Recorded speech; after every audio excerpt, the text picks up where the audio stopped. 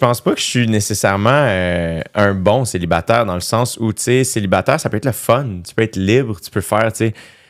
Puis je pense que je suis beaucoup dans ça en ce moment, d'accepter cette affaire-là, puis de profiter. Tu sais, j'essaie beaucoup de nourrir justement le fait de... Il y a des moments où je suis tout seul, puis je fais « Hey, profite-en. Peut-être qu'un jour, tu seras plus jamais tout seul. Ouais, tu vas t'ennuyer peut-être de cette époque-ci. » Fait que j'essaie de... Puis justement, de rien devoir à personne, d'être très libre, tu sais. Fait que c'est... je sais pas si... Tu sais, ça va et ça vient. Mais je suis un célibataire bien tranquille.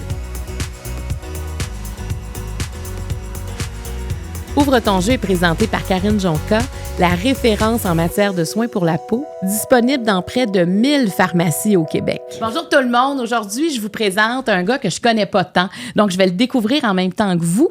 Puis j'ai des curiosités par rapport à ses vêtements, ses tenues vestimentaires. Des fois, il est venu me chercher un peu. Je dis, waouh, là, il y a pas mal d'affaires à regarder en même temps.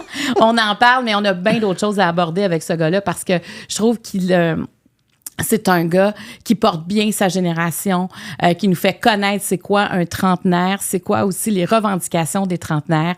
Alors, je suis très fière de rencontrer Jay du Temple. Mon Dieu, t'es tellement gentil de dire tout ça. C'est vraiment gentil, merci. Ben, je le pense. Je trouve que tu as une personnalité forte, Jay du Temple. Je trouve que tu es un gars qui t'assume. Parce que je parlais de tenue vestimentaire, puis dans ton cas, on en a fait quand même, on en a beaucoup parlé de ton vernis, de la couleur de tes cheveux. Tu as osé porter le kilt, la jupe. Bon, t'es absolument, j'aurais dit un mot en anglais, mais freestyle. Et moi, je trouve que ça fait du bien de sentir cette liberté-là parce qu'on est tellement souvent pris dans des conventions. Puis souvent, c'est des conventions culturelles. Si on se promène à travers le monde ou si on se promène dans l'histoire, les hommes ont porté souvent la jupe. Les hommes se sont maquillés. Les hommes, tu sais, puis les femmes ont commencé à porter le pantalon de façon officielle il y a pas si longtemps dans l'histoire. Ouais. Donc, il y a quelque chose par rapport à ça. Je trouve que tu as décidé d'être toi-même. Donc, est-ce que tu l'as fait pour provoquer ou juste pour exister? Complètement pour exister. Je suis tellement pas provocateur, je trouve, à un point où ça me surprit même, parce que c'est pas dans ma nature. Je suis pas rebelle pour Saint-Saëns. Puis c'est drôle aussi parce que je me considère... en tout cas, je pense que tout ça fait partie beaucoup de mes réflexions, mais je pense que je suis intense, mais je me considère pas si assumé que ça aussi. Fait que c'est comme si je travaille à ça, puis peut-être que j'en beurre plus épais inconsciemment pour me forcer aussi. Je sais pas, tu sais, à assumer, mais c'est pas du tout pour provoquer. Vraiment, vraiment. Mais pas. Naturellement, tu sais, parce que tu as vu toutes les conventions autour de toi, j'imagine que ton père s'habille pas comme toi. Non. Non. Mais ça t'est venu d'où, ce goût-là de la mode, de t'exprimer à travers ça? Je pense que ça part de loin. Je sais pas. Moi, j'ai eu la chance de grandir avec des filles. Moi, j'ai 2 sœurs. Je suis l'enfant du milieu. Puis je me trouve chanceux d'avoir grandi avec des filles. Puis c'est une anecdote que je raconte quand même relativement souvent, mais qui est assez marquante, je pense, puis qui répond peut-être à ta question. Je sais pas si tu te souviens, à l'époque, j'avais... Les bracelets Zoppini, c'était des genres de petits bracelets italiens avec des petites mailles, oui. Là, que tu pouvais acheter. Puis mes sœurs, tu sais, j'étais en secondaire 1, je pense, puis 6e année, puis mes sœurs avaient ça, tu sais, s'achetaient ça, puis mes sœurs faisaient des bracelets brésiliens l'été, puis ils m'en faisaient. Fait que ça partait avec des bracelets. Puis, ben, à un moment donné, tu sais, ma mère est comme, t'en veux-tu un? Puis je suis comme, mais je veux un bracelet, moi aussi, tu sais, mes sœurs en ont. Puis je suis arrivé à l'école en secondaire 1, puis on me traitait de tous les noms, tu sais, tu sais, comme c'était particulier, c'était comme si c'était un attribut pour les filles. Et là, moi, je le portais à l'école. Puis ce que je trouve particulier, c'est que c'était mal reçu, puis ça me faisait de la peine, les choses que les gens me disaient, mais j'enlevais pas les bracelets. Puis c'est là où c'est comme si j'ai de l'admiration pour le kid que j'étais, chose que j'ai un peu de difficulté, là, je suis pas vraiment fan du passé, je pense. Fait que, mais il y a quelque chose là-dedans où je fais comme, c'est cool, il y avait quelque chose d'assumé justement dans ce kid-là, de faire, non, tu sais, chez nous, c'est cool. Tu sais, ma famille m'accepte avec ça, puis ils m'aiment avec ça. Puis c'est moi. Tu sais, fait que je les ai pas enlevés. Fait que je pense que c'est à partir de là. Puis après ça, tu sais, je sais pas, mes sœurs faisaient de la danse. Tu sais, moi, j'étais un joueur de hockey, j'étais assez cliché, mais j'ai toujours trouvé ça vraiment cool, le monde de la danse. Puis j'ai jamais dansé, puis je danserai jamais, tu sais, mais il y avait quelque chose là-dedans qui m'attirait beaucoup. Les filles qui s'expriment avec leur corps, les hommes, les gars, j'ai trouvé tellement nice. Je trouvais tout le monde tellement cool dans ce monde-là, tellement libre aussi. Fait que c'était tellement différent du hockey. Fait que tout ça, je pense que, encore une fois, c'est très inconscient, mais je pense que ça part de où j'ai grandi. Puis après ça, ben, avec le temps, pour moi, c'est du plaisir aussi, là, s'habiller. J'ai la chance aussi d'avoir un métier qui incite à ça. C'est un show. Ouais. Fait que c'est comme, ben, tant qu'à faire, on monte sur scène ou on fait un show télé, ben, on va s'amuser. Puis après ça, je pense qu'il y a beaucoup de mérite qui revient à ma styliste Mélo, qui est vraiment talentueuse puis bonne. Puis je pense qu'aussi, il y a un fit entre elle et moi, où ben, les deux, c'est vraiment, on s'amuse, tu sais. Dans Occupation Double, tu as eu l'air à t'amuser pas mal. Mais ça. Parce que moi, je te regardais, OK, là, c'est ses cheveux. Comment il a pu changer de couleur aussi rapidement? Moi, j'étais dans la technicalité de la chose, là. Je veux dire, il y avait du travail derrière ça. Mais ce qui est drôle, c'est que les premières saisons, la production faisait vraiment attention. Parce que, tu sais, quand j'ai commencé à voir... Les gens pensent que, mettons, mes cheveux longs à l'époque sont comme, hey, ça devait être plus de gestion. C'était beaucoup moins de gestion que de faire les ongles puis les cheveux colorés, rasés, là.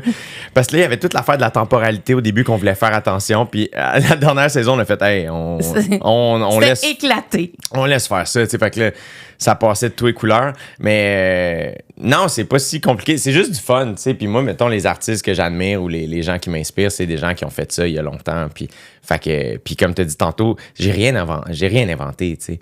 Fait que après ça, ce que je trouve cool de ça, c'est de voir ben, des kids, justement, qui sont comme, ils ont les ongles faits pour leur tu sais, j'ai reçu là, des mamans qui m'envoient des photos de leurs enfants qui passent la maternelle, mettons, puis ils ont leur petit diplôme de maternelle, puis ils ont les ongles faits, puis c'est eux qui voulaient ça. Puis je suis comme, tu sais... Donc, tu es devenu un emblème à quelque part. Je le dis pas moi-même, mais mais c'est parce que tu reçois des messages. Ouais, c'est arrivé. Tu dois en recevoir quand même quelques-uns. C'est arrivé, oui. Parce que, bon, c'est ça. Donc, tu as ouvert la porte à quelque chose, peut-être, comme on avait peur du regard des autres. Mais tu sais, je pense pas que c'est moi qui l'ai ouvert. Je pense juste que j'ai t'as dédouané, en tout cas, là, tu sais, où j'ai amené ça dans un monde peut-être plus pop, mais tu sais, c'est pas moi qui ai fait ça. Puis après ça, si j'ai pu participer à libérer quelque chose, je m'en réjouis.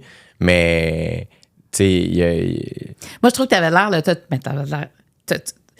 Mettons, dans OD, la dernière saison, d'un chanteur d'un groupe rock qui se sont toujours tout permis. Oui. Tu sais, parce qu'on dirait sur une scène, tu as tous les droits. Dans la vie, on dirait que déjà, il y a un peu plus d'un second regard. Tu sais, on se pose plus de questions, mais si tu avais été sur une scène, jamais on se serait posé cette question-là. Non, c'est ça. Tu sais, ça aurait été...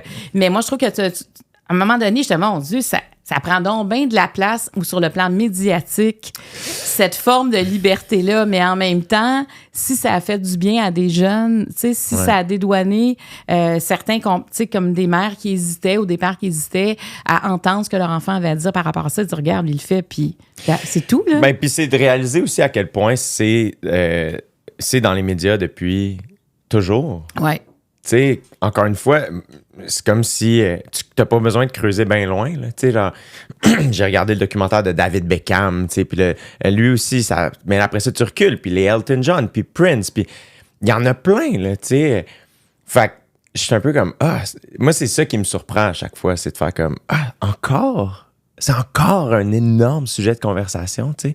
Puis visiblement, ce n'est un parce qu'on a encore besoin d'en parler, tu sais. Ouais. Mais souvent, ce que je réalise, c'est que la conversation dans les... Aussi, c'est comme si j'ai l'impression que les commentateurs ont gagné, tu sais. Souvent, il se passe quelque chose dans les médias, puis après ça, les gens commentent. Puis après ça, les grands médias parlent de ce que les gens ont écrit. Je trouve. C'est comme, il est arrivé ça, voici ce que les gens ont dit. Puis c'était peut-être ça avant... Mais je suis un peu comme... Je sais pas. Il y a de quoi là-dedans où je fais... C'est beaucoup de bruit, je trouve, les commentaires puis tout ça. Ouais. Fait que moi, c'est quelque chose... je me suis fermé à ça beaucoup. Pour essayer aussi de continuer à faire les choses. Je veux pas devenir une parodie de moi-même. Justement, de faire, OK, là, je me colore. Pas de sentir obligé de le faire. Parce que c'est un piège aussi. C'est ça. Parce tu crées une attente, là, dire, comment il va arriver cette fois-ci? C'est ça. Ça, c'est clair. Fait que puis il y avait ça aussi dans l'idée de raser mes cheveux. Quand j'avais les cheveux longs, on m'a beaucoup dit, mais là, tu peux pas te raser les cheveux. Tu sais, c'est comme ton branding. Puis j'étais comme, hey, pour vrai, si ma carrière tient à une toque, je mérite pas de pratiquer ce métier, tu sais.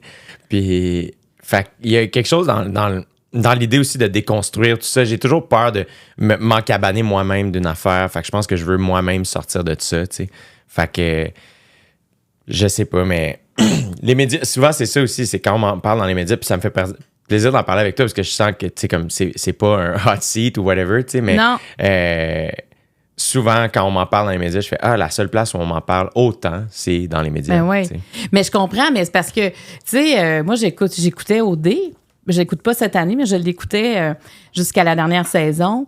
Puis j'avais hâte de te voir. C'est fin, c'est fun.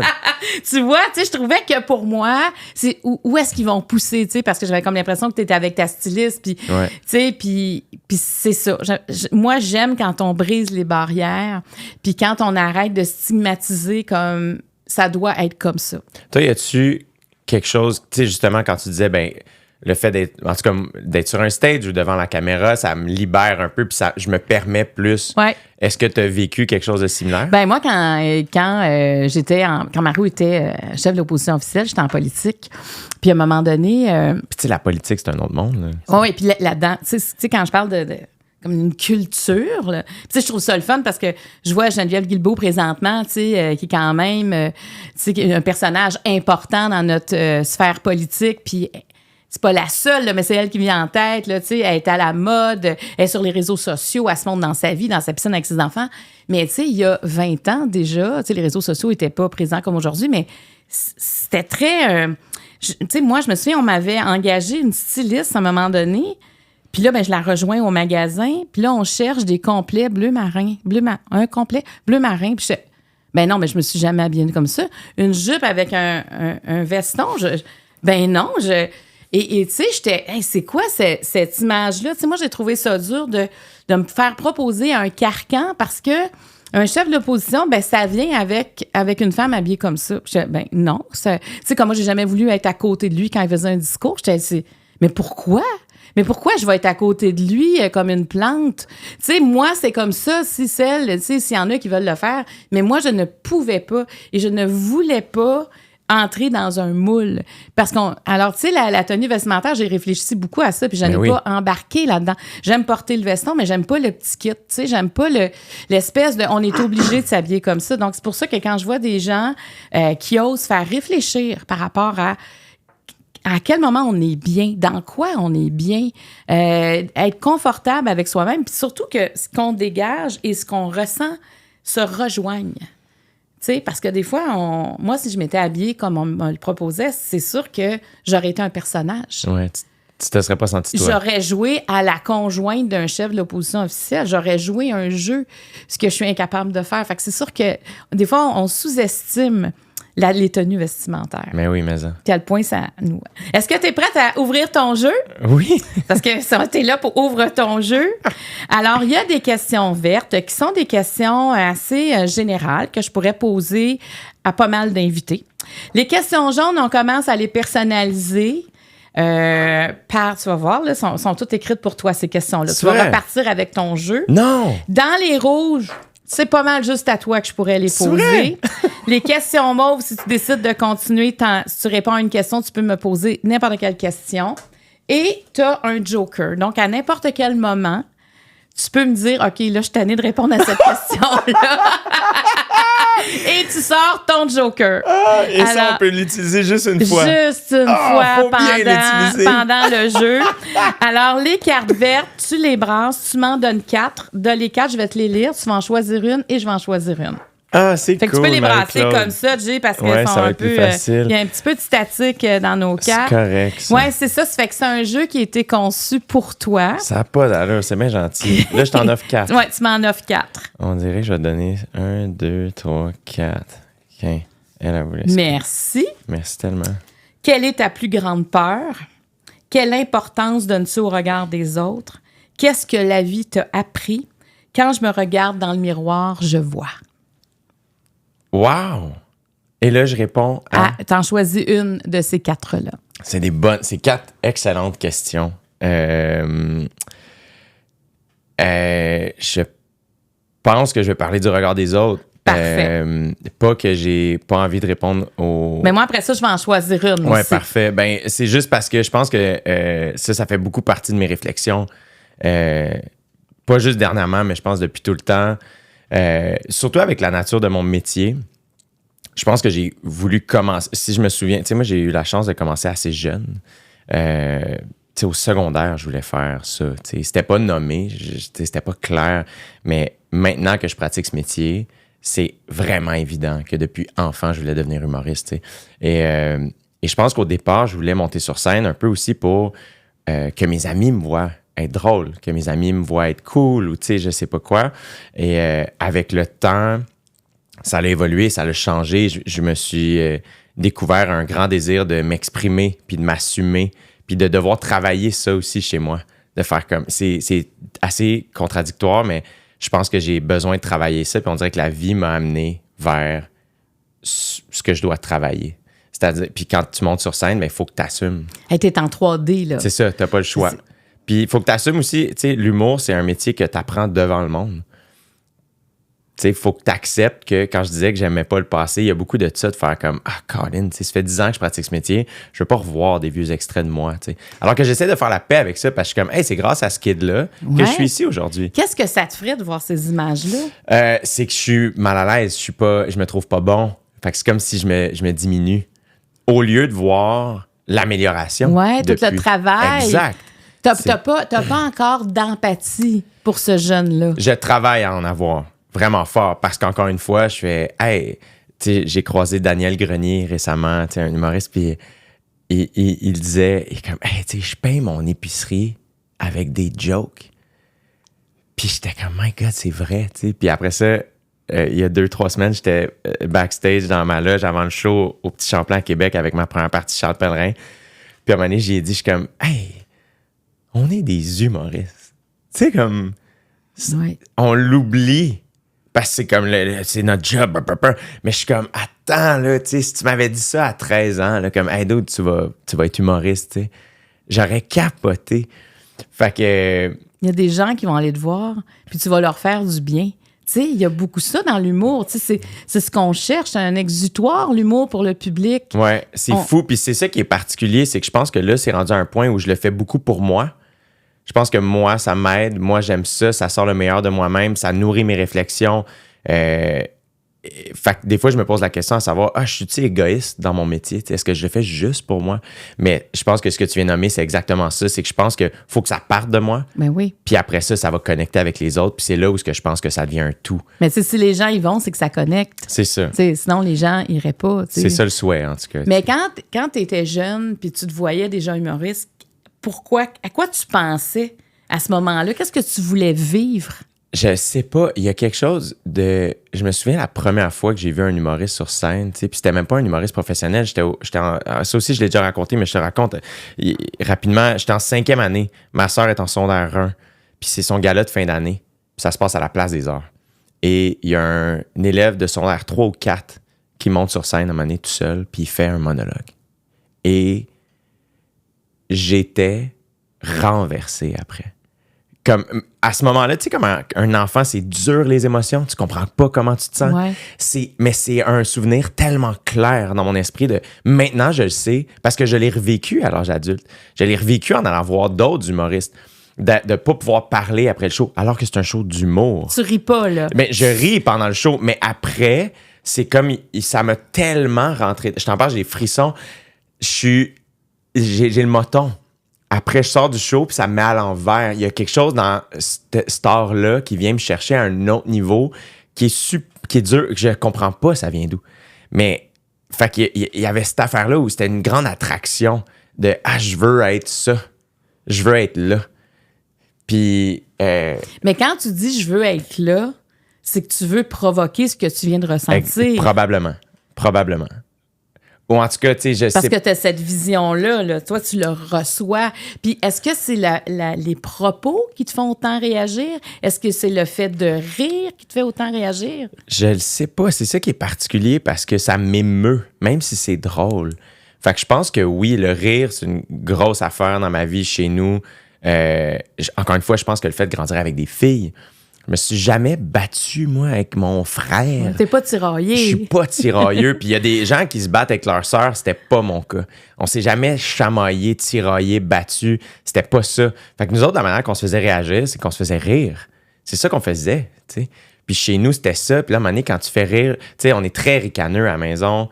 Fait que je pense qu'il y avait quelque chose là-dedans de faire comme « Ah, ça, c'est le fun, j'aime ça, ce sentiment-là. » Le sentiment de communauté, je sais pas c'est quoi, tu sais, mais il y a quelque chose aussi de tellement vulnérable. Encore une fois, est-ce que ça revient au fait d'assumer dans ma tête, tu sais, quand j'ai animé un gala juste pour rire ou quand j'ai fait le Centre Bell, inconsciemment, il y avait quelque chose en moi qui me disait « Ah, si je fais ces affaires-là, je vais avoir les réponses. » Parce que les gens que j'avais vus sur ces scènes-là me semblaient avoir tout compris, tu sais. Parce que t'as pas le choix d'assumer. T'es sur le stage du Centre Bell, tu me niaises, tu sais. Puis le lendemain matin, de constater que c'était une journée exceptionnelle. Mais je suis aussi mêlé que l'avant-veille, tu sais. Les réponses sont pas là. Puis à un moment donné, t'es comme, il y aura pas un stage assez grand pour répondre à ces questions-là. Fait que c'est là aussi où je pense que le métier devient quelque chose de super. Ça devient un métier, mais ça devient plus quelque chose qui vient remplir une affaire. Une grande nuance, ça. Oui, je pense. Puis c'est là où j'ai constaté que, OK, j'avais besoin de vivre ces affaires-là pour catcher ça. Puis là, ça a fait aussi que ça a donné comme une autre ampleur à mon métier, mais ça a surtout donné beaucoup d'importance à ma vie, les gens que j'aime, mon cercle rapproché, ma vie personnelle. De faire comme, oui, la vraie vie se passe dehors. C'est super cool, faire des shows. J'ai fait ce qu'il y avait de plus gros. Je pense. Dans ton potentiel de ce que tu pouvais faire. Mais décris-moi ta famille, parce que tu en parles quand même beaucoup de ta famille. Alors, décris-moi, qu'est-ce que ça veut dire la famille pour toi? C'est drôle parce que je m'en venais ce matin puis j'étais comme, on va sûrement parler de sujets plus personnels avec Marie-Claude. Puis la première chose qui m'est venue en tête, c'est de faire, je pense que la chose la plus importante dans ma vie à moi, c'est la famille, tu sais. Puis c'est tout grâce à mes parents. C'est eux qui nous ont offert ça, tu sais. Puis c'est une chance, je pense. Tu sais, je suis chanceux. Souvent, quand on dit qu'on est chanceux, il y a beaucoup de gens qui font « Non, on crée notre chance dans la vie. » Puis il y a une part de vérité là-dedans. Mm-hmm. Mais naître dans la famille dans laquelle je suis né, ça, c'est une chance. C'est une vraie de vraie chance. Tu sais. Puis d'avoir mes parents, tu sais, sont tellement fins. C'est vraiment du bon monde. On est vraiment gentils à la maison. Tu sais, c'est sans prétention. C'est relax. Tu sais, te donner une idée, mettons, tu sais, quand t'es kid, puis tu joues au hockey, mettons, dehors, puis là, il y a 2-3 de tes amis qui sont là, puis là, à un moment donné, c'est l'heure de dîner, je sais pas quoi, puis là, t'es comme, je vais demander à ma mère si vous pouvez dîner à la maison. Mais tu sais, il est midi déjà, tu sais. Puis c'est genre la fois où je rentrais, puis je suis comme, maman, les gars peuvent dîner, puis c'était tout le temps oui. Oui, on va s'arranger. Il y a de la bouffe, on va faire des grilled cheese, c'est pas grave. Tu sais, fait qu'il y avait quelque chose là-dedans de tout le monde est toujours le bienvenu, de très ouvert. Mes parents très intéressés à mes amis, très curieux de la jeunesse, de savoir ce que mes amis pensent. Tu sais, à ma fête, relativement récemment, on a soupé, tu sais, bien relax avec 3 de mes amis à la maison avec mes parents, puis j'ai presque pas parlé. C'est mon père qui a des questions pour mon ami qui a travaillé aux Nations Unies. Puis là, c'est comme, mais là, qu'est-ce que tu penses de telle affaire? Puis qu'est-ce qui se passe là? Puis parle de politique avec mon autre ami. Pourquoi tu penses ça? Toi? Moi, je vois pas ça de même. Puis c'est super, très curieux. Ma mère, très drôle. Très, très drôle, mais effortlessly cool aussi. Tu sais, comme, elle essaye pas. C'est comme une force tranquille, ma mère. Tu as écrit un beau message, d'ailleurs. Je pense que c'est sur Instagram que j'ai lu ça. Pour son anniversaire. Ça se peut, ça fait un moment. Ça fait un moment. J'ai lu ça, puis ça me... Tu sais, quand t'es maman, puis tu dis qu'un enfant écrit à sa mère, fait que t'as une belle relation avec cette femme-là. Ouais, c'est drôle, ça donne une idée. Ce matin, je suis passé rapidement chez mes parents, puis j'ai serré ma mère 2 fois plutôt qu'une, bien fort, puis en m'en venant, je sentais son parfum sur mon linge. Fait que je sens la gentille dame. C'est réconfortant, ça. Mais c'est fou, là, tu sais. Mais encore une fois, tu sais, quelle chance, tu sais, des avoirs. J'habite proche de chez eux maintenant. Puis c'est comme Puis, tu sais, mes sœurs c'est la même chose. Il y en a une que c'est ton agente. Ouais, ma grande sœur, c'est ma gérante, puis ma petite sœur travaille au vignoble. Mes parents ont un vignoble, le domaine Saint-Jacques, fait que ma petite sœur puis son conjoint travaillent avec mes parents, mais ma petite sœur habite pas loin, fait que puis tu sais, les filles ont des enfants, leurs conjoints sont extraordinaires. Tu sais, c'est que de l'amour, c'est vraiment, vraiment une chance. Je suis Mais très, travailler avec ta sœur, est-ce que tu as eu peur à un moment donné quand même qu'il y a des nouveaux enjeux qui arrivent entre vous deux? Moi, je réalise, je sais pas comment toi t'es faite. T'es-tu quelqu'un qui projette beaucoup? T'as-tu des plans à long terme? Est-ce que t'es surprise de ta vie, mettons? Ah, totalement. Ouais? Non, moi, j'ai pas de plan. Non? Moi, je m'enthousiasme. Moi, j'ai dit oui à des affaires. Je suis OK, j'ai-tu vraiment dit oui à ça? Puis moi, j'ai pas peur de l'échec. Je me dis, garde, au pire, ça marche pas. Puis des fois, il y a des gens qui me demandent des choses. Je me dis, ben, ils doivent voir de quoi que j'ai pas encore vu. Il faut l'essayer. Fait que, mais toi, tu te projettes ou. Zéro. Ah, Pareil comme OK. toi. Fait que c'est ça l'affaire. Tu sais, Tu t'es pas posé ces questions-là. Non. T'as vu que c'était naturel. moi, j'avais un fil. Je suis mon instinct. Puis j'ai la chance aussi d'avoir ouais. un bon instinct, je pense. Fait qu'à un moment donné, c'était juste clair. Je suis comme, on dirait que c'était avec toi, je veux travailler. Je veux pas t'imposer ça. T'as une famille. Pour moi, c'est important, votre famille. Fait que, tu sais, check ça avec ton mari, puis les kids, puis ça fait 8 ans, là, je pense, qu'on travaille ensemble. Parce qu'elle s'occupe aussi de tes finances, c'est ce que j'ai compris. Ça, c'est quand même quelque chose. T'es au courant, quand Ça même? va loin, quand même. Ouais, c'est là où, tu sais, quand je dis donner de l'importance à la vie personnelle, c'est comme arriver tard dans ma vie. Puis là-dedans, je mets aussi toute la gestion de la vie, tu sais, gérer mon courrier, puis payer les affaires. C'est là où, une chance que ma mère et ma soeur sont là. Tu sais, ils m'aident beaucoup à gérer tout ça. Hey, Fait c'est que- vraiment une grande relation de confiance. Ah, confiance aveugle. Aveugle. Puis encore une fois, je sais que pour beaucoup de gens, ils font comme, hey, je ferais jamais ça, moi. Puis je comprends absolument. Dans notre noyau à nous, c'est l'affaire qui fait le plus de sens. Et quand ça va pas, est-ce que vous le dites aussi? Moi, j'essaie. C'est là où je travaille à ça. J'aime pas ça avoir des conversations difficiles, comme la plupart des gens.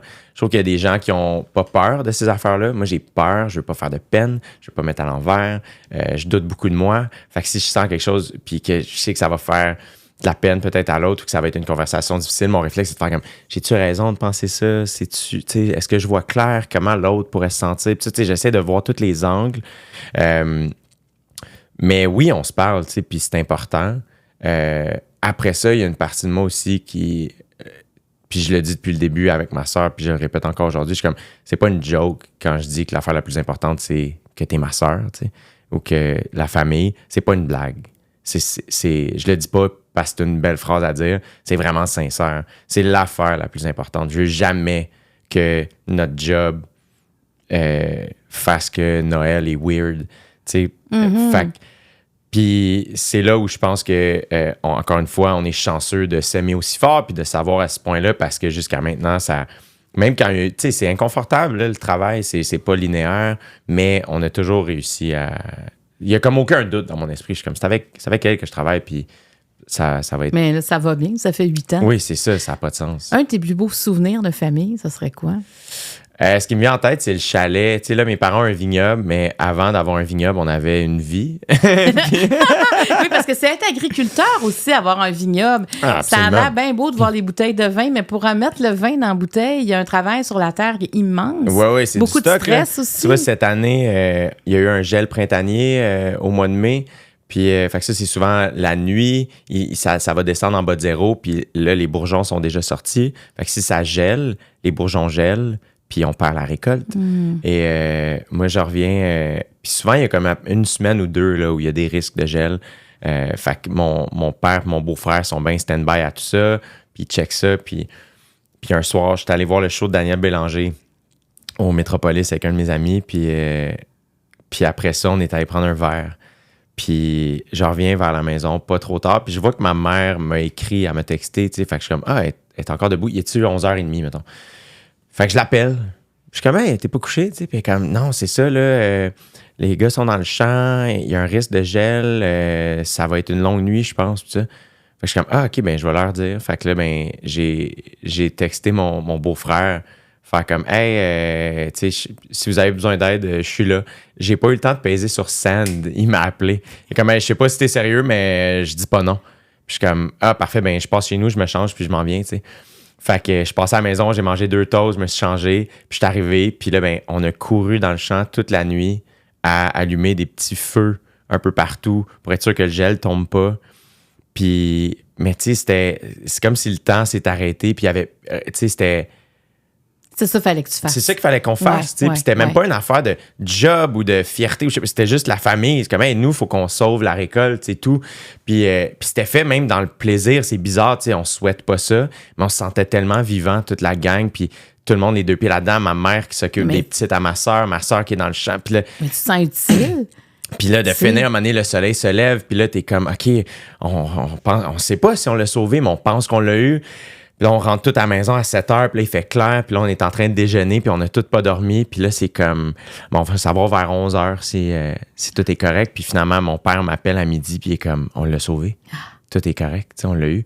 Puis finalement, c'est une récolte extraordinaire, tu sais, fait que, mais c'est le genre de truc où c'est pas souhaitable, mais c'est ce genre d'histoire-là où tu fais comme, ah, la famille, la terre, il y a quelque chose de très, très down to earth avec ça, tu sais, littéralement, de faire comme, ah, c'est juste l'affaire qu'il fallait qu'on fasse, puis ils travaillent tellement fort, puis tu sais, là, je raconte ça, puis je suis dans l'histoire, mais 99% du travail, c'est mes parents, mon beau-frère. Mais ce que tu démontres, c'est, je trouve, on assure. La famille, on assure. Quand on a besoin, on arrive. Exact. C'est ce que j'entends de cette histoire-là. Ouais. Il y a une cloche qui a sonné, t'es arrivé. Là. Vraiment. C'est parce qu'il y a un lien. Vraiment. Tu sais, c'est ça, là, l'appel, il veut dire quelque chose. Ouais. Fait que là, j'ai dévié. Tu parlais de ton chalet. Le chalet, avant quand vous aviez une vie, c'est ça. Mais on avait un tout petit chalet, puis un vrai chalet, là, tu sais, pas le genre de chalet où il faut t'enlèves tes souliers en rentrant, là, un vrai de vrai chalet, puis on se lave dans le lac aux 2 jours, là, tu sais, c'était bien relax, puis ma grand-mère passait les étés avec nous autres là-bas, puis il y avait quelque chose de très, très libre, puis on jouait, tu sais, ça a pris du temps avant qu'on ait un téléphone au chalet. Il y avait quelque chose de très connecté à la réalité, tu sais, nous autres, on jouait aux cartes, on écoutait des films, on allait louer des films, 3 films, 3 jours, 3 piastres. Ah, je me souviens de ça. On faisait ça. Oui, il fallait les rembobiner. Exact. Tu payais une petite amende. Exactement, tu sais, fait qu'on faisait ça, puis... Ah, mais toi, c'était peut-être des DVD. Non, c'était des cassettes, VHS, là, la vraie affaire. Là. Après ça, le DVD est arrivé, mais au chalet, tout arrivait plus tard. On n'avait pas de DVD, là, tu sais. Fait que ça, c'est, tu sais, c'est ça, là, beaucoup de rire, beaucoup de plaisir, beaucoup juste la vraie vie, tu sais, passer du temps. Tu sais, c'est ça la vie, c'est pas, tu sais, t'as des enfants... je peux même pas m'imaginer le bonheur de juste être, tu sais, parce que je le vis, moi, comme un enfant, mais... On soupait la semaine dernière, toute la famille ensemble. Je suis comme, ah, c'est ça la vie, là. Est-ce que tu en veux des enfants? Ouais, mais je pense que oui. Ça, être père, t'as un beau modèle, en tout cas? Vraiment, vraiment. J'en ai plusieurs, même maintenant, tu sais, avec mes beaux-frères, là, tu sais, c'est full émouvant de les voir comme ça, tu sais, aussi de voir mes sœurs devenir des mères. C'est très, très, très émouvant, tu sais, puis c'est tellement... Ils sont tellement belles, puis sont bonnes, puis sont impressionnantes, puis sont fortes. Puis c'est tellement émouvant de les regarder aller. Je me trouve chanceux. Puis en ce moment, c'est comme si c'est quelque chose de très lointain dans ma vie. Je me vois pas avoir ça proche. Puis encore une fois, je suis pas quelqu'un qui se projette. Fait que, ça pourrait arriver. Ça pourrait arriver, mais dans ma tête, en ce moment, c'est comme impossible. Puis c'est pas que c'est impossible. C'est pas vrai, c'est pas le bon mot, mais c'est comme si c'est un rêve. Ouais. Tu sais. J'ai aucune idée de quoi j'aurais l'air dans ce rôle-là, mais j'ai l'impression que la vie, c'est ça, tu sais. La vie, c'est les enfants, puis c'est la famille, puis c'est de manger, puis de rire, puis... Fait que, tu sais, c'est le fun, la job, c'est le fun d'avoir des passions, mais down the line, je suis comme, ah ouais, quand ma nièce me serre dans mes bras, puis je sais que les parents disent souvent ça, mais c'est comme, ça remet tout en perspective. Parce que t'es un bon mononcle. Ben, j'essaye. Je pense que je suis un modèle quand même un peu différent du groupe. Tu sais, j'ai une job particulière, j'habite tout seul. Tu sais, je pense aussi que c'est un modèle cool pour les enfants de faire comme, hey, oui, ta vie, ça peut être une autre affaire aussi. Puis je suis chanceux aussi qu'ils m'offrent cette place-là. Tu sais, wow. Fait que c'est le fun. C'est vraiment, je suis très, très, très chanceux. On aurait envie d'aller passer une journée chez toi. Mais Quelle est ta plus grande peur? C'est pour ça que j'ai pas pris cette question-là. Parce que tu le sais pas? Ben, je pense que ça bouge. OK, ben c'est correct, ça. en ce moment, ce qui me vient en tête, puis probablement que je vais avoir la bonne réponse tantôt dans l'auto, je te rappellerai puis je te le compterai dessus. Mais je pense qu'en ce moment, j'ai peur de passer à côté de ma vie. J'ai peur de ne pas avoir les deux pieds dedans. J'ai peur de ne pas profiter assez de tout. C'est ça, je suis pas vieux, j'ai 32 ans, mais j'ai eu une vingtaine explosive, puis colorée, spéciale. Puis des fois, je suis comme, j'en ai-tu assez profité? Je pense que oui, mais c'est comme si ça va vite. Fait que là, on dirait que je suis encore plus comme, j'essaie de nourrir la reconnaissance. Ce matin, je parlais avec Catherine Levac, pour ne pas la nommer, puis elle me dit, t'as une vie de rêve. Puis je me suis arrêté un instant, puis j'étais comme, mais oui, puis nourris cette affaire-là. La reconnaissance, c'est vraiment quelque chose qui se nourrit, t'sais. Fait que j'étais comme, c'est facile des fois de justement virer de l'autre bord. Fait que, c'est pas facile, ou telle affaire. Puis ça veut pas dire que je peux pas chialer, au contraire. Elle me dit ça parce qu'on venait de chialer, tu sais. Puis, mais c'est aussi, tu peux nourrir les deux affaires. Puis si tu nourris la reconnaissance, ben je pense que ça grandit puis ça grossit. Fait que c'est ça, il y a quelque chose dans ma vie où ma vie est tellement spéciale puis je me trouve tellement chanceux. Fait que je vais être sûr d'en profiter puis de pas avoir peur de trop de choses, puis justement d'essayer des affaires, puis de pas avoir peur de me tromper. Je me donne pas beaucoup de droit à l'erreur. Mais non, parce que tu te projettes pas, mais tu poses beaucoup de questions. C'est l'enfer. Dans ta tête, il y a de la congestion. C'est l'enfer. Ma mère, c'est la chose qu'elle me dit le plus. Elle me pose tout le moins de questions. Après ça, je pense que c'est d'accepter aussi que je suis de même, puis d'être capable aussi de calmer l'affaire. À quel moment? Qu'est-ce qui fait que tu te calmes? Ben là, du sport, la scène. Ouais. C'est des moments aussi très forts où tu n'as pas le choix d'être ici maintenant. Fait que tu te poses des questions avant puis après. Il y a quelque chose de ça dans le fait d'assumer.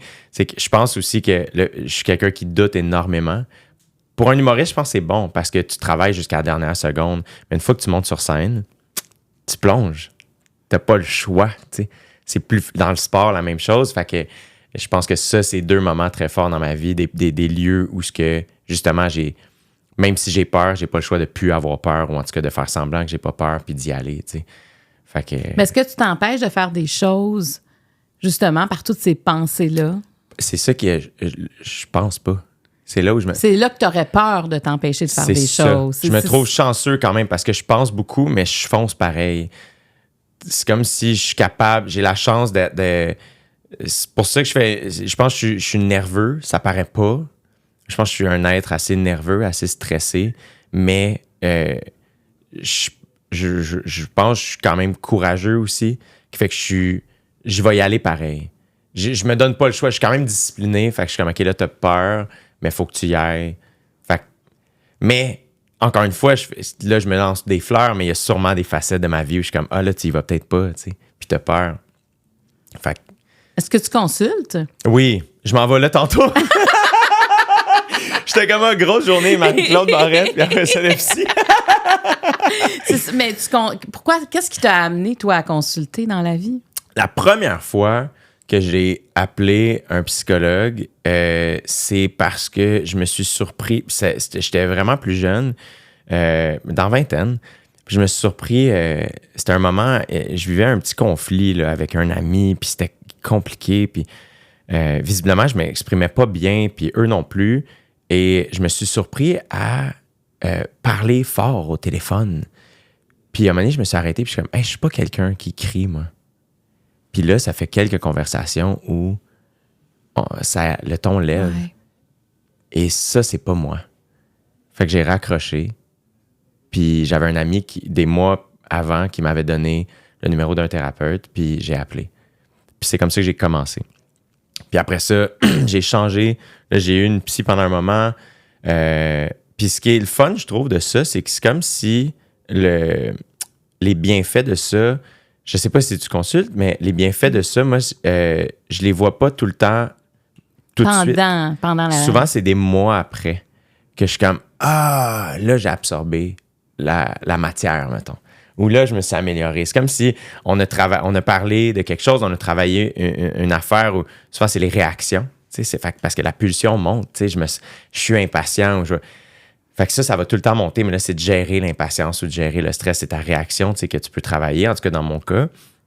Et souvent, c'est des mois plus tard où je suis comme, Ça, c'est une situation où là, je me suis amélioré. Là, j'ai mieux réagi. Là, j'ai été capable de dormir là-dessus, pas réagir tout de suite. Tu sais, hey, je te reviens, je vais y penser, tu sais. Fait que, puis après ça, cette psychologue-là a pris sa retraite. Et là, j'ai trouvé un autre psychologue. Puis, et c'est ça, il y a quelque chose de très puissant, je trouve, aussi dans un lieu où, tu sais, le bureau du psy, pour moi, c'est un lieu très pur, où il n'y a pas de jugement. Il n'y a pas de honte. Je pense que j'ai la honte. Pour un humoriste, en tout cas, là, je pense que c'est particulier. Là, la honte, c'est quand même quelque chose avec laquelle on deal peut-être plus régulièrement que d'autres adultes, quoique. Là, c'est peut-être juste la partie... Peut-être que tous les adultes vivent ça, mais nous, c'est public. T'sais. Dans le sens que quand les gens ne rient pas... Ouais, c'est ça. Tu te mets dans des positions super... De vulnérabilité, exact. C'est clair. Puis ultimement, c'est pas grave. Mais toi, ça te fait honte. T'as honte, tu ressens ça quand tu penses qu'il va y avoir un rire et il n'y a rien? Je suis rendu vraiment bon maintenant. Mais je te trouve mature d'avoir consulté aussi rapidement suite à une fois où tu t'es pas reconnu. Tu sais, des fois, on attend longtemps, là. Toi, t'as pas attendu. Encore une fois, tu sais, je pense que je suis exigeant envers moi-même. Mm-hmm. Ça a des bons côtés. En tout cas, moi, depuis tantôt, je t'écoute, je pense que oui, je pense que t'es exigeant. Ça a des bons côtés, ça a des mauvais côtés aussi. Tu sais, des fois, il faut relaxer un peu. Là, tu sais, la vie, c'est un grand jeu, puis il faut chiller. Mais fait que je pense que là où je veux tout le temps m'améliorer, je veux être la meilleure version de moi-même. Fait que je pense que ça m'a amené dans cette direction-là, tu sais, qui est une bonne direction, d'aller consulter pour moi. Mais puis je pense aussi que je suis peut-être né à la bonne époque pour ça. Tu sais, je ne sais pas si j'étais né dans les années 70. Est-ce que j'aurais eu ce même réflexe-là? On avait une autre perception de la thérapie. On associait ça vraiment quand on était rendu au bord du gouffre. On parlait quasiment... Les gens ont beaucoup mélangé aussi psychiatrie et psychologie pendant longtemps. C'est comme... il y a une grande différence entre les deux. Mais tu sais, moi, j'ai travaillé longtemps... Quand je faisais Deux filles le matin ou Marie-Claude, ça a toujours été la démocratisation de la psychologie. Tu sais, on n'a pas tous accès à un psychologue, on n'a pas tous les moyens, des fois, quand on faut aller au privé, mais il reste que d'outiller les gens, de permettre de poser les bonnes questions, d'arrêter de se juger. On est les premiers juges de nous-mêmes. Ouais. Tu sais, puis j'imagine que la journée où tu vas pouvoir te regarder les images la première fois où tu es allé sur une scène et avoir une émotion positive, il y a quelque chose, ta thérapie aura répondu aussi à quelque chose. Ouais. Oui, absolument. Par rapport à avoir plus d'empathie envers toi-même. Oui. Mais puis c'est là où je trouve ça intéressant de pratiquer le métier que je pratique parce que la créativité, quand on écrit, faut pas se juger. Tu es en train d'écrire. Faut que tu essayes des affaires. Fait encore une fois, je trouve que mon métier m'aide à travailler sur le fait de pas me juger puis d'accepter. Fait que c'est là où je me trouve chanceux aussi d'avoir trouvé ce métier-là si jeune parce que ça m'aide dans ma vie. Tu sais, je pense que j'ai beaucoup été attiré par le sport plus jeune, puis le sport sortait des fois un côté négatif de moi, très compétitif, très... Étais-tu bon en sport? J'étais oui, relativement. Là, tu sais, j'étais un enfant, là, quand on y pense, là, tu sais, c'est tellement jeune. Et tu réagissais beaucoup? J'étais très... Justement, je m'en demandais tellement. Là, tu sais, c'était même pas le fun. Tu sais, j'y repense, puis des fois, je fais comme « Ah! » Puis mes parents, ils me mettaient pas de pression, je faisais ça tout seul, tu sais. Fait que des fois, c'est comme de faire « Hey, dude, c'est un jeu, relax, tu sais, amuse-toi un peu, tu sais. » Mais ce qui est correct, c'est qu'aujourd'hui, je l'applique, tu sais. Fait que... Mais alors qu'en humour, ça sort, je pense, le meilleur de moi, justement, parce que j'ai encore cette exigence-là, puis cette intensité-là. Mais après ça, il faut que je fasse des jokes. Faut que tu restes un peu light. Mais faut que tu prennes un recul. Ouais. Tu sais, je trouve, des fois, pour rire de certains moments de ta vie, pour amener ça à ce que ce soit drôle, faut que tu aies comme digérer aussi toi-même. Là. Absolument. Toujours bon. Mais tu sais, rire de soi, il reste que ça restera toujours une thérapie pour plusieurs. Tu sais, moi, ce que j'aime d'un show d'humour, c'est quand je me reconnais dans quelque chose, puis finalement, on en rit. Tu sais, j'ai reçu à ce podcast-là Phil Roy, où on parlait de deuil périnatal, où il en parle dans son show, tu sais. Mm-hmm. Puis, il dit, les gens, il y en a qui rient puis pleurent après, mais il y a quelque chose qui vient de débloquer. Tu sais, on s'éloigne un peu du drame. Ouais. Ça veut pas dire qu'on l'a pas vécu. Tu sais, c'est ça, donner le droit, justement, vous nous donnez des fois des chemins plus rapides pour se dégager. Ouais, puis je pense aussi que si tu réussis à rire d'un sujet aussi difficile que ce que Phil et sa copine ont traversé, que tellement de gens ont Ouais. traversé. Si tu réussis à en rire, ça veut pas dire que tu ris de ça. Non. Ça veut dire que il y a quelque chose quand même où tu te permets de gagner sur le drame un peu. Oui, d'apporter une légèreté. Ouais, pas gagner parce que c'est pas le bon mot, mais oui, apporter une légèreté, dire, regarde, on l'a vécu, il faut continuer à vivre avec. Ouais. Comment on allège ça? Et quelqu'un qui est passé par là comme lui, qui trouve ça encore difficile, je suis sûre que même lui, ça devait faire du bien d'en parler sur scène. Mais il y a quelque chose dans ce que vous faites pour vous qui est thérapeutique et pour aussi le téléspectateur. Puis l'humour, je veux dire, je pense que ce qui est fort, c'est d'avoir un rire ensemble. Ouais. Tu sais, tu vas voir une pièce de théâtre, c'est quand même silencieux. Tu peux avoir un rire, mais c'est pas un spectacle d'humour quand même.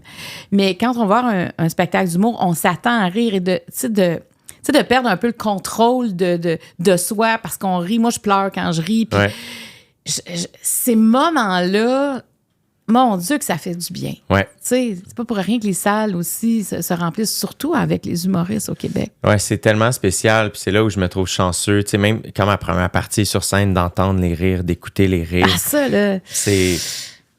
Quelle chance, tu sais, de pratiquer ce métier. Puis justement, c'est de les entendre à tous les soirs aussi. Tu sais, parce que c'est normal que lorsque tu répètes ton show, vient un moment où tu es comme, ce rire-là, je l'ai déjà entendu. Mais moi, je travaille très fort à essayer d'être, encore une fois, à tous les soirs à la bonne... Tu sais, à soir, je suis ici maintenant avec eux autres.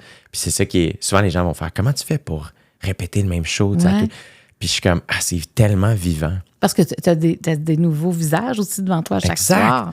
Exact. Juste avant que je rentre ici, ma sœur a m'envoyé, elle dit « On en reçoit beaucoup, mais ces 2 courriels-là étaient vraiment spéciaux. » Fait que je te les envoie. J'y reçois... Tu sais, ça se rend pas tout le temps à moi, mais c'est des gens qui étaient à mon spectacle samedi passé. Puis c'était tellement des beaux messages. C'était deux courriels différents. Puis un des 2 courriels où la fille m'explique qu'elle et son copain sont en couple depuis un moment, puis sont venus voir mon show, puis son copain ne savait pas qu'il venait me voir, puis il était vraiment agréablement surpris parce qu'il m'apprécie bien. Puis ça fait longtemps qu'il parle, tu sais, de mariage, mais c'était quelque chose comme qui semblait pas leur aller. Tu sais, c'était une affaire qui était pas... ils savaient pas si c'était pour eux. Tu sais, je paraphrase complètement leur courriel. C'est juste que je l'ai lu avant de rentrer, puis ça m'a tellement ému. Puis elle dit, on a tellement passé une belle soirée, puis on a beaucoup ri, puis on a pleuré, puis tout ça. Puis elle dit, dans l'auto après, mon copain m'a demandé en mariage de manière improvisée. Puis j'étais comme, je t'en parle, j'ai des frissons. J'étais comme, mon Dieu. Puis c'est là où je fais... Ça, c'est la partie de mon métier que des fois, j'oublie parce que j'étais pas là. Ouais. Mais visiblement, on a connecté ce soir-là, eux autres puis moi. Ouais. Des effets secondaires très positifs. Puis j'étais comme, c'est à ça que ça sert aussi, tu sais. Parce que c'est facile de faire comment ça sert pas à grand-chose. Puis moi, le premier, je pense que je veux me garder les 2 pieds sur terre. Fait que j'essaie d'alléger cette affaire-là. Mais les commentaires du public, comme les commentaires des auditeurs, des téléspectateurs, c'est important. Ouais. Tu sais, parce que ça donne bien des réponses. Puis, tu sais, tu le fais pour toi, mais tu le fais devant eux. C'est ça. Et d'entendre ce genre de commentaires-là, tu sais, ça donne des nouvelles motivations aussi. C'est ça qui est particulier aussi, c'est que je pense que je me suis tellement protégée des commentaires. Ouais. C'est quelque chose qui me fait tellement peur que je suis à la défensive, alors que dans les commentaires, il y a aussi beaucoup de ça. Moi, je pense que tu as beaucoup de réponses dans tes commentaires que tu cherches.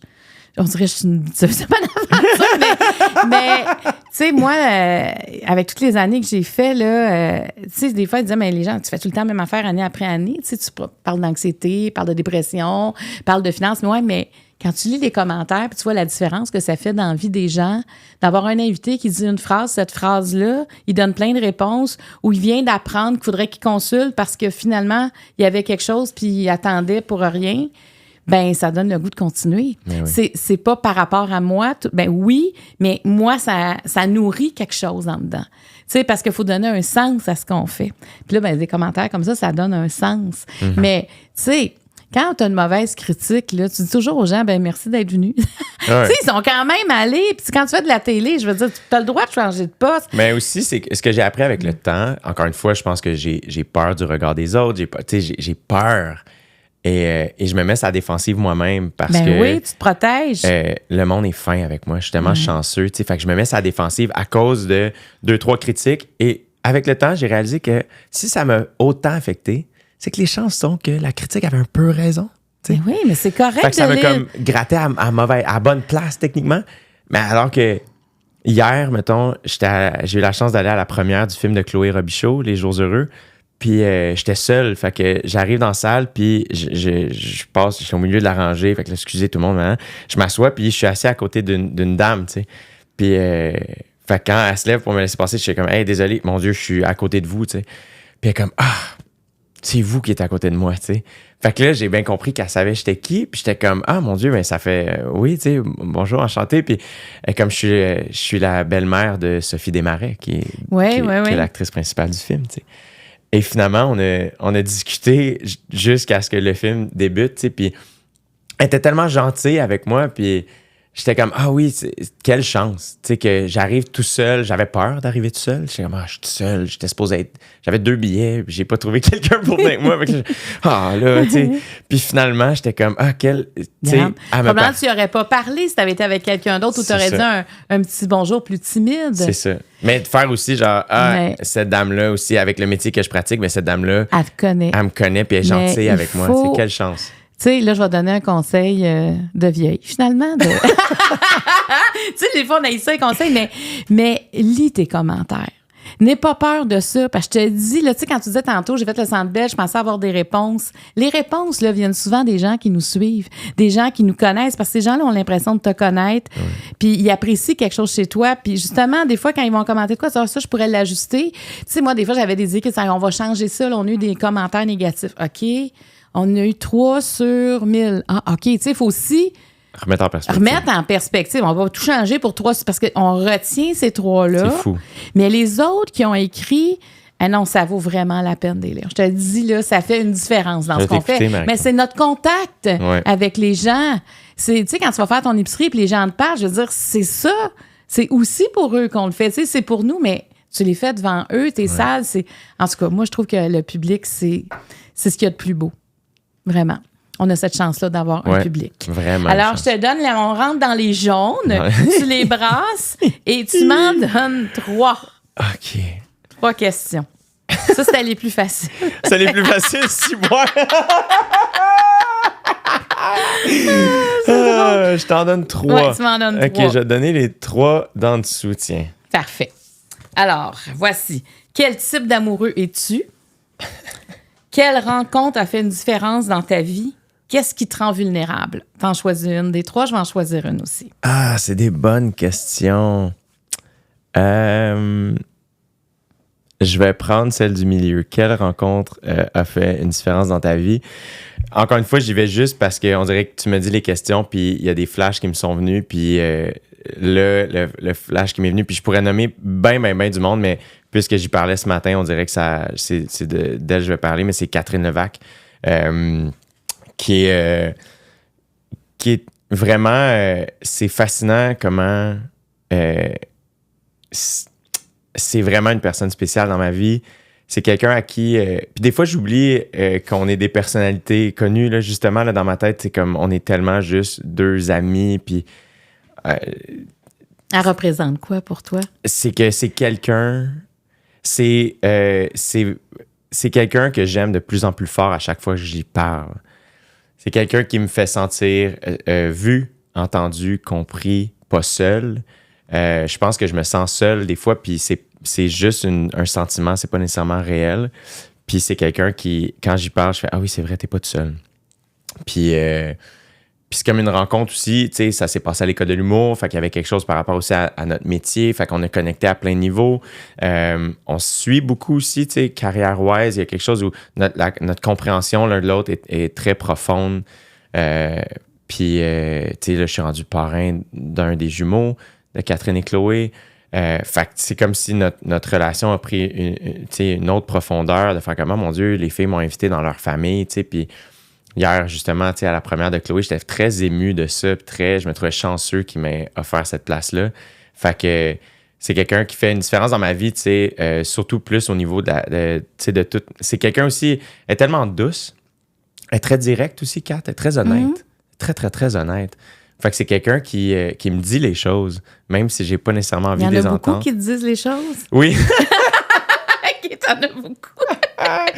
J'écoute trop. Peut-être, mais quand elle me dit les choses, c'est comme si ça résonne fort, puis ça me fait du bien, puis après ça fait du chemin. Fait que je pense que je pourrais dire que c'est une rencontre qui a fait une grande différence dans ma vie, puis qui continue d'en faire une. Tu sais, j'ai pas des amitiés qui datent de ben plus longtemps que ça. Fait que, mais là, ça commence à faire, mon Dieu, ça va faire 13 ans qu'on se connaît. Fait que, puis c'est ça fait juste s'approfondir. Fait que je me trouve bien chanceux encore. Comment tu as réagi quand les filles t'ont demandé d'être parrain? Hey, ça, tu sais, j'ai la chance d'être parrain 3 fois maintenant. Tu sais, mes sœurs, je suis parrain d'un de leurs enfants, tu sais, chacune. Puis Kat puis Chloé, là, fait que c'était la première fois que j'étais le parrain de... En dehors de ta famille. Exact. Puis Kat, elle écrit super bien, c'était d'une petite carte. Kat est tout le temps drôle, même quand c'est émotif, elle est drôle. Fait que c'était une toute petite carte, c'était la fête à Kat, on soupait. Puis j'ai donné une carte, puis comme, hey, nous autres aussi, on a une carte pour toi. Puis j'étais comme, pourquoi ils ont une carte pour moi? C'est pas ta fête? C'est pas ma fête. Et c'était une carte bien short and sweet, mais très Catherine Levac, où ce que, tu sais, straight to the point, on veut que tu sois parrain, et voici pourquoi. Puis là, une liste des raisons pourquoi. Évidemment, des trucs super touchants, puis des trucs très drôles. Fait que, puis j'ai été ému tout de suite, j'ai pleuré un petit peu, on s'est serré, puis j'étais comme, oh mon Dieu, tu sais, genre, j'en reviens pas, tu sais, de ça. Puis c'est vraiment, c'est inviter des gens dans une famille. Puis encore une fois, tu sais, la famille, c'est tellement quelque chose de grand dans ma vie puis d'important que je veux nourrir de plus en plus. Pas que je l'ai pas nourri dans le passé, mais je pense que je réalise à quel point... Mais être parrain, là, c'est comme faire partie de leur famille, exact. À quelque part, là. Exact. T'es rentré dans cette famille-là. C'est ça. Puis ça, je trouve ça bien émouvant. Puis je me trouve, encore une fois, chanceux, tu sais, puis je me trouve chanceux parce que justement, les enfants autour de moi m'aident beaucoup dans ma vie à moi. Tu sais, fait que je pense que c'est un partage, tout ça. Des fois, je vois pas tout le temps, un peu comme dans mon métier, je pense que des fois, je vois pas tout le temps ce que j'offre aux autres. Mais comme des courriels que j'ai reçus ce matin ou, tu sais, avec le temps, je pense que, ah oui, c'est un partage. Moi, je sais ce que les enfants m'offrent, je sais ce que Kat m'offre, je sais ce que ma famille m'offre, puis je chéris ça. Mais il faut que je me donne un peu de je sais pas, là, moi aussi, c'est un partage, tout ça, tu sais, fait que, ouais. C'est quel type de parrain? Je pense que je suis un parrain drôle. Je vais dire parrain et oncle, parce que c'est 2 rôles que, dans ma tête, je les incarne, je pense, un peu de la même manière. Fait que je pense que je suis drôle. Des fois, je trouve que je passe un peu trop en coup de vent, mais je panique pas avec ça. Là, je me dis que je prends de plus en plus le temps. Je pense que je suis affectueux. Aussi, je suis pas quelqu'un qui brusque dans la vie. Fait que, puis je veux jamais... si l'enfant veut pas le goût d'être dans mes bras, il n'y a pas de... Il n'y a pas de problème, tu le prends pas personnel. Il n'y a pas de problème. Ouais, je le sais pas, tu sais, je pense que c'est pas mal ça. Puis aussi, je dirais aussi d'offrir, sans le vouloir nécessairement, mais je pense que j'offre justement, un peu comme je disais tantôt, un exemple différent. Mm-hmm. De faire comme, OK, il fait des spectacles, il travaille le soir, il n'y a pas de bureau, il habite seul, mais en campagne. Tu sais, il y a comme plein d'affaires que je pense que les enfants peuvent regarder et faire comme, OK, ouais, notre vie, ça peut aussi être un peu weird puis un peu différent du modèle que nos parents nous offrent, puis le modèle que les parents offrent sont exceptionnels. Ils vont pouvoir aller faire un tour chez toi. Oui, exact. T'as de la place. C'est ça. Puis chez nous, c'est comme différent. C'est plus, tu sais, c'est comme une maison qui ressemble pas à la leur nécessairement. Fait que, tu sais, il y a une fois, ils sont venus à la maison, puis c'est juste genre, je leur ai mis un lit d'amis au sous-sol, puis ils écoutaient un film. Puis c'était bien spécial là, pour eux autres. Puis moi, encore une fois, je me trouve pas super spécial, mais là, je suis comme, ah ouais, pour eux, c'est cool ça. Fait que c'est nice, tu sais. Quel type d'amoureux es-tu? Je pense que je suis un amoureux insécure, généreux, passionné,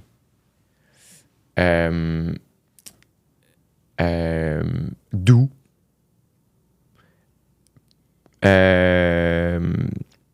ouais, romantique aussi, je pense. Mais c'est ça, là, tu sais, je pense que ça... Je pense.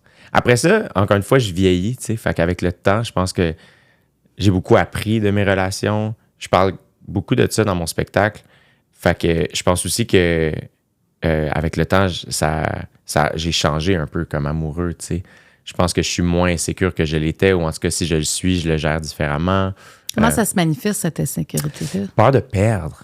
Si je suis amoureux, mettons, là, je deviens bien comme... Je donne beaucoup j'élève beaucoup l'autre. Là, je me trouve beaucoup chanceux, encore une fois, d'être avec l'autre. Puis des fois, je vois pas nécessairement la chance que l'autre a d'être avec moi. Fait que c'est de m'accorder cette affaire-là aussi. Est-ce que tu as tendance à t'effacer? Oui, mais moins avec le temps. Mais tu as connu ça, t'effacer, puis t'sais. Comme oublier qui tu es dans la relation. Toi, t'es marié? Ouais. Est-ce que le mariage a changé ta perspective du couple ou de la vie? Non? Non, tu sais, moi, là, je voulais pas me marier, je voulais pas d'enfant, je voulais pas de chum, je voulais pas de maison. À 27 ans, j'avais tout ça. Pourquoi tu voulais pas? Tu sais, quand tu dis je me pose pas de questions, parce que pour moi, la liberté, c'était... tu sais, moi, je me voyais missionnaire en Afrique, là. Tu sais, puis tu comprends, j'avais cette... pas de frontières, tu sais. Et puis finalement, la vie s'est présentée autrement. Puis quand nous, on a décidé de se marier quand j'étais enceinte, on s'est dit... on va officialiser la chose. Puis on trouvait même sur le plan de la paperasse, c'était plus simple. Tu sais, c'était pas très romantique, notre histoire de mariage, pour tout dire. Ce qui est full correct aussi. Mais on l'a choisi comme ça, sauf que l'événement du mariage, on a décidé d'inviter les gens au baptême de notre fille. Fait que là, les gens recevaient le faire-part. C'était « Bonjour, je vous invite à mon baptême qui aura lieu le 17 mai. C'était au Lac-Etchemin, tout ça. Lac-Etchemin, pour aucune raison, c'est parce qu'il y avait un hôtel qui pouvait tout recevoir la gang. Et parce que tout le monde pense que je viens de là. Non. Et ça disait au même... je vais aussi vous aviser que, genre, au même moment, mes parents vont se marier. C'est cute. Et là, les gens nous appelaient « Allez-vous vous marier? » C'est tout ça qu'on comprend. En tout cas, il y avait comme un... Mais nous, on s'est dit, là, ça donnait un sens à notre engagement. Dire, il y avait un trait d'union qui allait nous unir à la vie. Tu comprends? Parce que avec un enfant, même si tu te sépares ou peu importe, ce trait-là entre les deux va toujours demeurer. Mais on trouvait que l'engagement du mariage, là, prenait son sens. Ouais. Et ça a été une cérémonie de baptême, pour vrai, avec tous des textes sur la vie. Et c'était un célébrant qu'on connaissait, c'est un curé qu'on connaissait. Et écoute, c'était émouvant. Les textes, les chants, c'était tous des chants classiques qui étaient incroyables. Et tu sais, pour moi, c'était important qu'on aime la cérémonie et que ce soit un party qui a duré 2 jours, où tout le monde a dormi là pendant 2 jours. C'était vraiment extraordinaire. Mais moi, je trouvais qu'il fallait que ça... Tu sais, je me voyais pas dans un grand champ de marguerite. Je n'ai jamais rêvé au mariage. Je n'ai jamais rêvé à la robe blanche. Fait qu'il y avait pas... tu sais, moi, ma robe était framboise et blanche. C'est Marie Saint-Pierre qui l'avait fait. Puis il y avait pas d'allée centrale. Tu sais, je pense qu'il y en a bien qui auraient été découragés. J'arrivais dans l'église que j'avais pas vu avant. Il y a pas d'allée centrale. Mais où je vais rentrer? On est sortis. Il y avait des travaux. Il y avait une grosse bâche jaune-orange qui cachait... Tu sais, je veux dire, la photo est épouvantable. La photo de mariage. Il faisait froid, c'est le 17 mai, il a neigé. Et là, nos mères, la mère de Mario et ma mère, la petite avait 7 mois, elle va être malade. Fait qu'ils ont pogné une couverture de l'hôtel qui était une couverture rose, mais avec du gros mouton, du moumou dessus parce qu'elle était vieille. Ils ont abrié Angela. Fait qu'on a la photo, une grosse couverte rose, le bébé là-dedans. Ils vendent, puis on voit une grosse toile orange comme. Mais c'est drôle parce que, tu sais, comme j'avais pas d'image préconçue, pour moi, ça veut dire plein d'affaires. Je la vois pas comme... C'est sûr qu'on l'a pas mis sur notre mur parce que je suis sûre que les gens disent « C'est quoi cette photo-là? » Tu sais, mais pour nous, c'était pas ça. C'était de voir tous les amis, la famille qui étaient présente dans un même lieu. Puis écoute, on a vraiment festoyé. Tu sais, Angela est arrivée dans sa chaise haute, mais sur roulette, qu'on avait toutes mis en blanc. C'était vraiment elle, la star de la soirée. C'est hot. Et tu vois, là, ça donne un sens. Moi, j'ai besoin de donner un sens.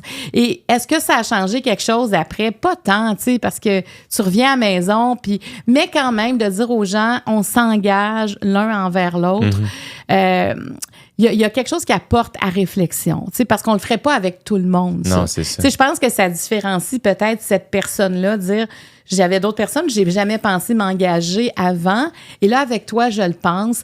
Donc je pense que c'est comme quelque chose de rassurant, de confortable. Est-ce que le fait que tu te projetais pas comme une femme mariée avec des enfants, est-ce qu'il y a eu une part de vertige ou de peur? Je l'ai eu plus tard, cette part-là, quand ma 3e fille ne dormait pas la nuit. Ça a été vraiment long. Tu sais, elle a dormi à 4 ans et demi. Puis là, je la berçais. Puis tu sais, moi, Nous, on a racheté la maison des parents Mario, qui était une terre dans le Petit Randeux à Kakuna. Donc, les voisins étaient loin. Tu sais, mais la toilette était en dedans. Parce que des fois, quand j'étais dans le Petit Randeux, c'était une belle maison ancestrale. Mais, tu sais, des fois, je berçais Juliette la nuit. J'étais seule à la maison avec les 3 enfants. Puis je me disais, OK, à quel moment, moi, je suis passée tout droit, là, tu sais? Ouais. Je dors pas la nuit. Moi, j'appelais ça mes dépressions nocturnes. Qu'est-ce qui s'est passé dans ma vie entre ce que je pensais faire, ce que je pensais être, et ce que je suis en train de vivre? Tu sais, c'était comme un état de grande fatigue où je remettais tout en question. Puis c'est dans ces nuits-là que j'essayais de comprendre. Mais ma personnalité est ainsi faite. Tu sais, je veux dire, si c'était à refaire, je referais tout ça. Mais quand tu te poses pas de questions, c'est sûr qu'il y a des moments où faut que tu comprennes quand même les chemins que tu as pris. C'est ça. Faut que tu valides les chemins que tu as pris pour continuer. Parce que sinon, si le doute s'installe, une fois que tes 3 enfants sont là, c'est compliqué. Tu sais, moi, je voulais pas d'enfants. Puis quand j'ai eu Angela dans mes bras, 1 minute après l'accouchement, je lui ai dit, on n'aura pas juste un.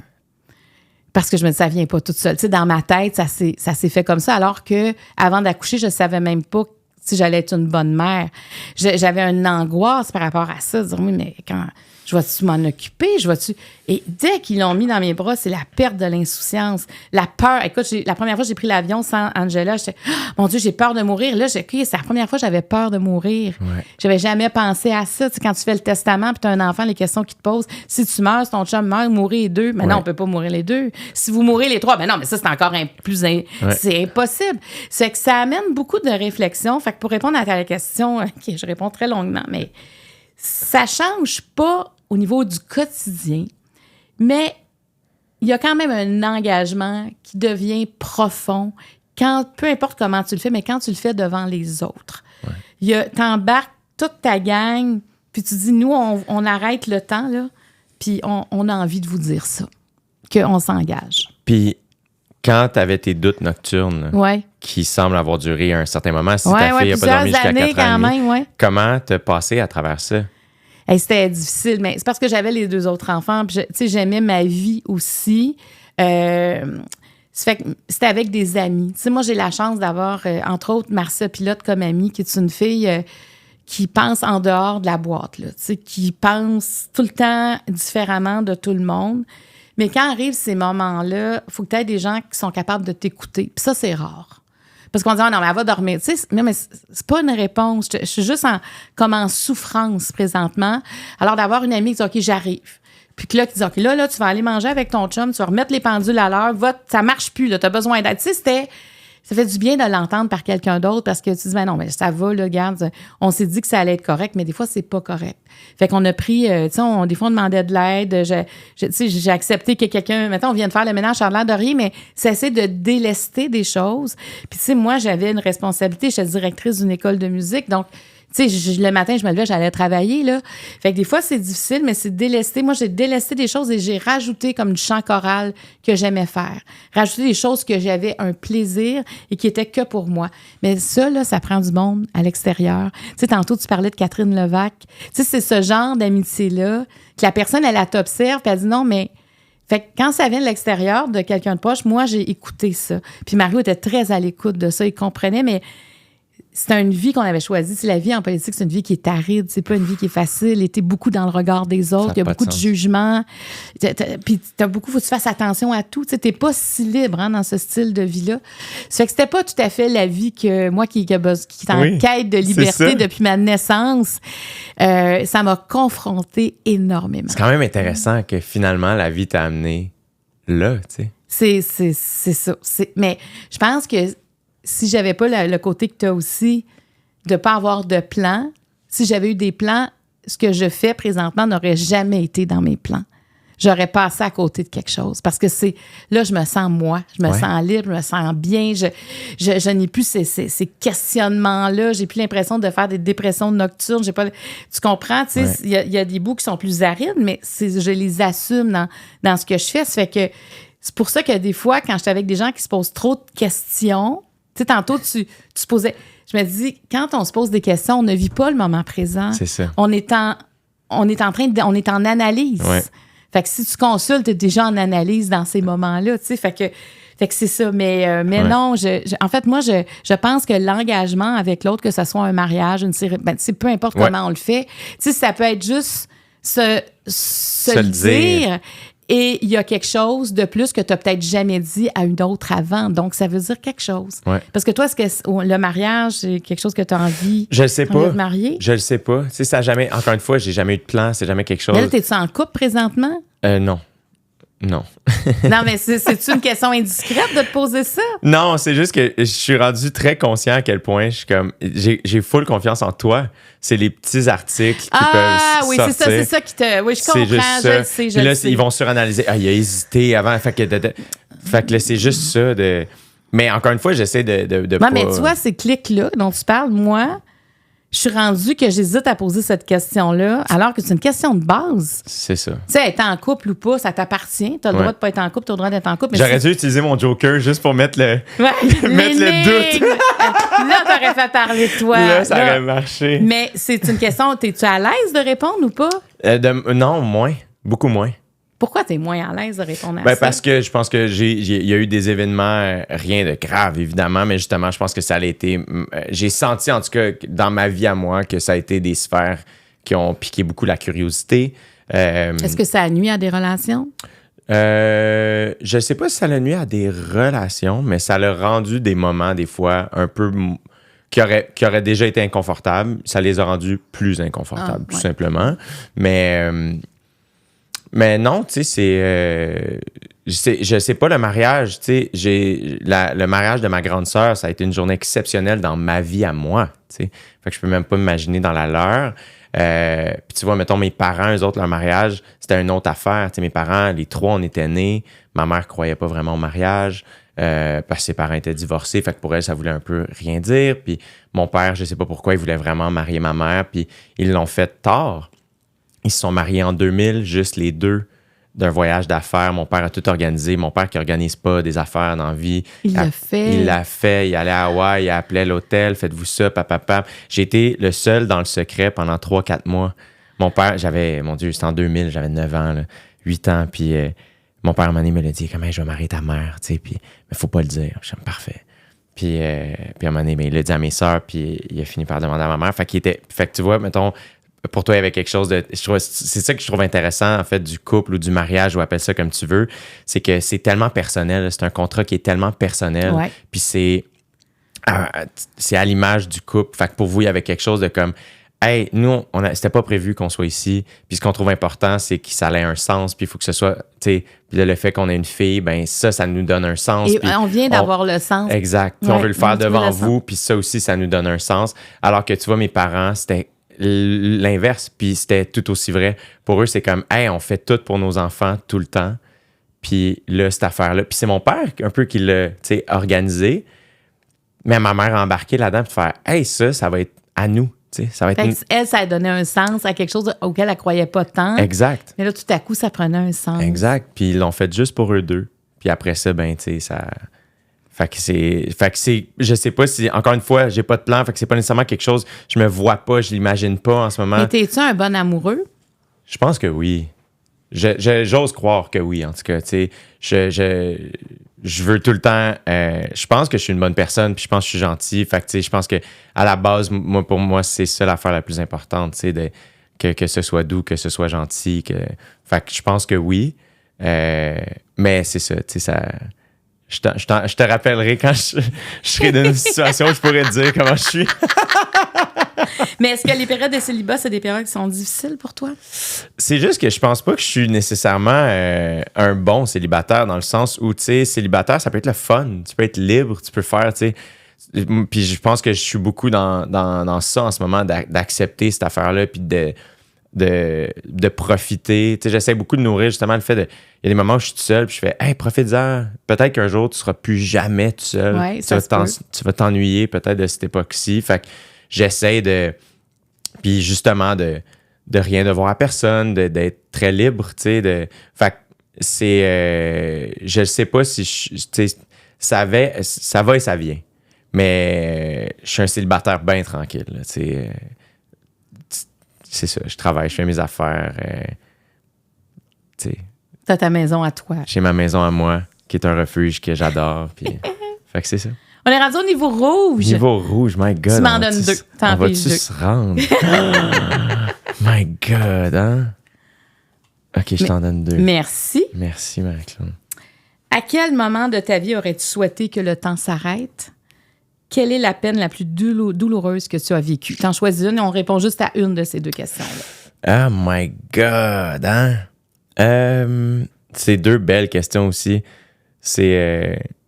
Je suis content qu'on soit ici, Marie-Claude. C'est cool de se poser ces questions-là. Je vais répondre à quel moment de ta vie aurais-tu souhaité que le temps s'arrête. Encore une fois, probablement que je vais avoir 1000 autres réponses quand je vais être dans l'auto tantôt, mais ce qui me vient en tête en ce moment, ça, mon Dieu, je vais radoter un peu, mais j'ai fait l'Ironman de Tremblant cet été. Oui! Puis pas que je veux amener le sujet vers non, ça, mais c'est bon qu'on en parle parce que ça, c'est impressionnant. Mais tu vois, c'est là où t'es comme célibataire, beaucoup de temps. Ben, je me suis entraîné puis j'ai fait ça, tu sais. Fait que, et j'ai eu la chance de le faire en un temps relativement court qui a fait en sorte que j'ai terminé plus tôt que prévu. Fait que j'ai terminé, il était 5h, 5h30 l'après-midi. Peux-tu juste nous dire ce qu'est l'Ironman pour les gens peut-être qui ne sauraient pas à quel point c'est majeur? Dans le fond, c'est un triathlon de longue distance. Fait que tu commences par 3,8 km de nage en eau libre, donc dans le lac Tremblant. Ensuite de ça, tu débarques de l'eau. Et là, tu cours, t'enlèves ton wetsuit. Puis là, c'est cool, tu sais. Il y a des bénévoles tellement généreux qui sont là. Fait que là, t'enlèves le haut de ton wetsuit. Puis là, t'as ton tree-suit en dessous. Fait que t'as un petit kit en dessous. Puis là, tu te couches sur le dos. Puis là, il y a un bénévole qui tire sur le wetsuit. Puis il te l'enlève. Puis là, tu cours dans la zone de transition. Puis là, tu drops tes affaires. Tu mets ton casque. Tu mets les souliers. Tu manges un petit quelque chose. T'embarques sur le vélo. Là, tu roules un 180 km de vélo dans les alentours de Tremblant. Et ensuite de ça, une fois que le 180 km est complété, tu débarques du vélo, tu cours, tu droppes le vélo dans la zone de transition, tu mets les souliers de course et là, tu pars pour courir un 42,2 km qui est un marathon. Et là, tu as complété la distance Ironman. Donc, tout ça est la même journée. Non, mais tu le dis, puis c'est... Tu sais, je le sais, c'est quoi? Je connais d'autres gens qui l'ont fait, mais c'est toujours aussi impressionnant. J'avais pas réalisé à quel point... Encore une fois, j'essaie de me rappeler. Moi, j'ai été bénévole au Ironman de Tremblant la première année où ils ont fait le full Ironman. Je travaillais pour le Grand Défi Pierre Lavoie, puis Pierre Lavoie participait, puis j'étais là, puis j'étais là, rempli d'admiration, puis j'étais jeune, là, tu sais, puis j'en revenais pas de ce que les gens faisaient, tu sais, j'avais-tu 20 ans? Et j'ai toujours été très touché par le sport, très inspiré par le sport. C'est quelque chose qui occupe une grande place dans ma vie, que j'admire énormément. Puis jamais que je pensais être de l'autre bord de la clôture, jamais je pensais être la personne, tu sais, parce que moi, j'ai joué au hockey, j'ai joué au foot, j'ai fait de la boxe, j'étais un gars de gym, je courais pas, je faisais pas du vélo, j'étais pas du tout un gars d'endurance, puis je suis tombé là-dedans un peu par hasard, puis finalement, j'ai complètement pogné la piqûre, puis j'ai réalisé à quel point, mettons, oui, quand j'étais petit, mon père était comme, hey, l'Ironman, c'est vraiment cool, puis c'était comme un rêve qui disait de faire ça. Fait que j'ai toujours su c'était quoi. Puis quand je me suis inscrit, on dirait que j'en revenais pas. Je suis comme, je peux pas croire que moi, je vais faire ça, tu sais. Et tu l'as complété? J'allais compléter, puis c'est ça qui est drôle, c'est que j'essaie aussi de me rappeler, un peu comme quand j'étais ado, puis que là, je suis un humoriste, puis me rappeler, hey, t'es un humoriste, tu sais. J'essaie de me rappeler, même chose pour l'Ironman, la vision que j'avais avant de comprendre c'est quoi ce sport-là, tu sais. Parce que là, maintenant, ben, je l'ai fait, je fais des longues distances, fait que je comprends un peu mieux, tu sais, tout ce sport-là, fait qu'il y a comme, pas que c'est moins impressionnant, mais c'est plus accessible à moi, fait qu'il y a quelque chose qui a changé, mais j'essaie juste de me rappeler comme, hey, encore une fois, tu sais, si à 13 ans, t'avais été voir le jeune Jay, faire comme, hey, un jour, tu vas faire un Ironman, puis à 31 ans, là, tu sais, j'en serais pas revenu, puis bref, pour répondre à ta question, toute la journée, j'ai eu la chance d'avoir ma famille qui était là, tu sais, puis toute la journée, j'ai pensé à des personnes que je connais qui n'ont pas cette chance-là, tu sais. Parce que avant la course, tu sais, j'étais là quelques jours avant, puis j'écrivais un peu dans mon journal de nourrir justement la reconnaissance, faire c'est quoi l'intention que je mets dans ma course, pourquoi je fais ça, tu sais, puis je nourrissais beaucoup la chance de pouvoir bouger mon corps à cette intensité-là, de pouvoir me permettre ça. Tu sais, j'ai pris mon été off, ça coûte cher, tu sais, j'ai la chance de pouvoir me permettre ça, c'est pas tout le monde qui peut faire ça, d'être supporté là-dedans. je suis pas tout seul, ma famille est là, il y a des gens qui font ça, puis qui arrivent, puis il y a personne, puis ils font juste pour eux, puis c'est pas moins grandiose, même que je pense que ce l'est peut-être même plus, mais c'est une chance d'avoir ma famille là, puis toute la gang était là, tu sais. Mes parents, mes sœurs, les beaux-frères, les enfants, ça n'a pas d'allure toute la journée. À l'arrivée, ils étaient tous là? Toute la journée. Puis toute la journée, j'ai croisé la directrice de course la veille, puis elle a été tellement gentille à leur faire des passes VIP à ma famille, ce qui était vraiment généreux de sa part, puis qui a fait en sorte qu'avant que je rentre dans l'eau, j'ai pu donner un bec à mes parents puis mes sœurs, tu sais, comme juste avant de rentrer dans l'eau, avant de le commencer, tu sais, ça n'a pas d'allure, puis c'était tellement une journée émotive, puis il faisait beau, puis le monde était fin, puis la vibe était tellement bonne. Le monde, c'était tellement une journée heureuse, puis positive, puis tout le monde s'encourageait, puis tout le monde était là les uns pour les autres. C'était vraiment émouvant comme journée, tu sais, puis j'ai eu un sourire d'en face toute la journée, ça n'a pas de sens, tu sais. Puis après, ben, je suis arrivé, ma famille était là, puis on est monté au chalet, puis on a passé la soirée ensemble, tu sais. Puis là, c'est comme si, tu sais, évidemment, l'endorphine, la dopamine, tout était complètement... J'étais high on life, c'est sûr. Puis j'étais juste relax avec la famille, puis on a ri fort, puis mon meilleur ami est arrivé, puis on a soupé juste la gang ensemble avec les enfants, puis les enfants avaient tous leurs t-shirts Iron Man, puis ça, mettons, là, j'aurais voulu vivre dans cette soirée-là. J'aurais pu... J'ai été le dernier à me coucher. Ma sœur, à un moment donné, comme je comprends pas que t'es encore debout. Tu voulais plus mettre fin à ça. Je voulais pas mettre fin à ça. C'était juste ça. Puis c'est là aussi que j'ai réalisé, tu sais, dans les conflits qu'on peut rencontrer dans notre vie au quotidien, au travail, peu importe, tu sais, des fois, je peux être bien, tu sais, on finit par un peu s'encloisonner dans nos problèmes, puis là, faire comme, oh mon Dieu, là, telle affaire, puis cette personne-là, puis pop. Puis des fois, j'ai essayé de prendre un pas de recul, faire, je pense que tout le monde veut vraiment juste ça dans la vie, comme finir la journée en soupant avec les gens qui aiment, puis se coucher avec un sourire d'en face. J'ai vraiment l'impression que la plupart des gens... Est-ce qu'on peut parler de la fierté? Oui. Parce qu'on veut aussi être fier de soi. Est-ce que tu es fier de toi? J'ai de la misère à dire ça, mais je suis meilleur, je pense, à le dire. Parce que là, il y avait de quoi être fier. Oui, je pense que oui. Encore une fois, tu sais, je trouve que des fois, j'apprends ça avec le temps. Je pense que j'ai peur de nourrir mon ego. J'ai peur de gonfler une ballonne à l'hélium puis de plus avoir le petit tas de sable qui me tient à terre, tu sais. Fait que des fois, j'ai le réflexe de faire comme, hey, tu sais, toi, t'as quand même un tas de sable lourd, là. Ouais. À la base, je veux dire, ta famille, là, ouais. C'est beaucoup de gens qui pourraient te retenir si jamais tu te gonflais à l'hélium. Exact. Puis heureusement, tu sais, que je les ai. Puis je pense aussi que puisqu'ils sont de cette nature-là, ce serait surprenant que je me perde, tu sais, à ce point-là. Mais en même temps, tu as de la misère à dire « je suis fière ». Ouais. Mais je sais pas pourquoi. Est-ce que tu as déjà dealé avec ça? Moi, j'ai appris. À 30 ans, mon fils avait 2% de survie quand j'étais enceinte. Et finalement, il est arrivé, il a survécu parce que j'ai arrêté de bouger pendant 133 jours dans un lit à l'hôpital. Et c'était la première fois, j'avais 30 ans, où je dis « Hey, là, je suis fière. » Parce que si je m'étais levée, je l'aurais perdu à ce moment-là. Au début j'étais alitée à 16 semaines. Après ça, j'ai compris le pouvoir de la fierté. Parce qu'être fier, c'est d'arrêter de se promener un peu penché puis de se promener droit. Puis quand on est fier, on peut faire face à tout. On dirait qu'on a quelque chose qui nous porte. On peut faire face aussi à n'importe qui. Tu sais, il y a quelque chose dans la fierté qui est pas non plus, c'est pas de l'arrogance, hein, la fierté. Non, c'est ça. C'est une reconnaissance de ce qu'on a fait. Ce qu'on a fait pour soi, ce qu'on a fait pour les autres, mais tu parlais de reconnaissance. Pour moi, la fierté, c'est l'ultime reconnaissance. Et là, tu sais, tu as travaillé fort, tu as dû voir la fierté dans les yeux de ton meilleur ami puis de ta famille cette journée-là. Oui, vraiment. Puis même de plein de gens, puis de le voir dans les autres aussi, tu sais, c'est-à-dire que j'ai vu que des gens se surpasser et des gens qui encouragent les autres à se surpasser puis qui supportent. Fait que c'était beaucoup ça. C'était juste, on se faisait juste donner tout le monde de l'énergie. Tu sais, fait que oui, puis c'est plus de faire aussi avec le temps, c'est ça. Tu sais, autant après le Centre Bell, il y avait un peu de cette crainte-là de comme, faut pas trop en parler, là, tu sais, passe à autre chose. Puis à la fin d'OD, on m'a beaucoup demandé ça. T'es-tu fier de toi? Puis je sais pas, tu sais.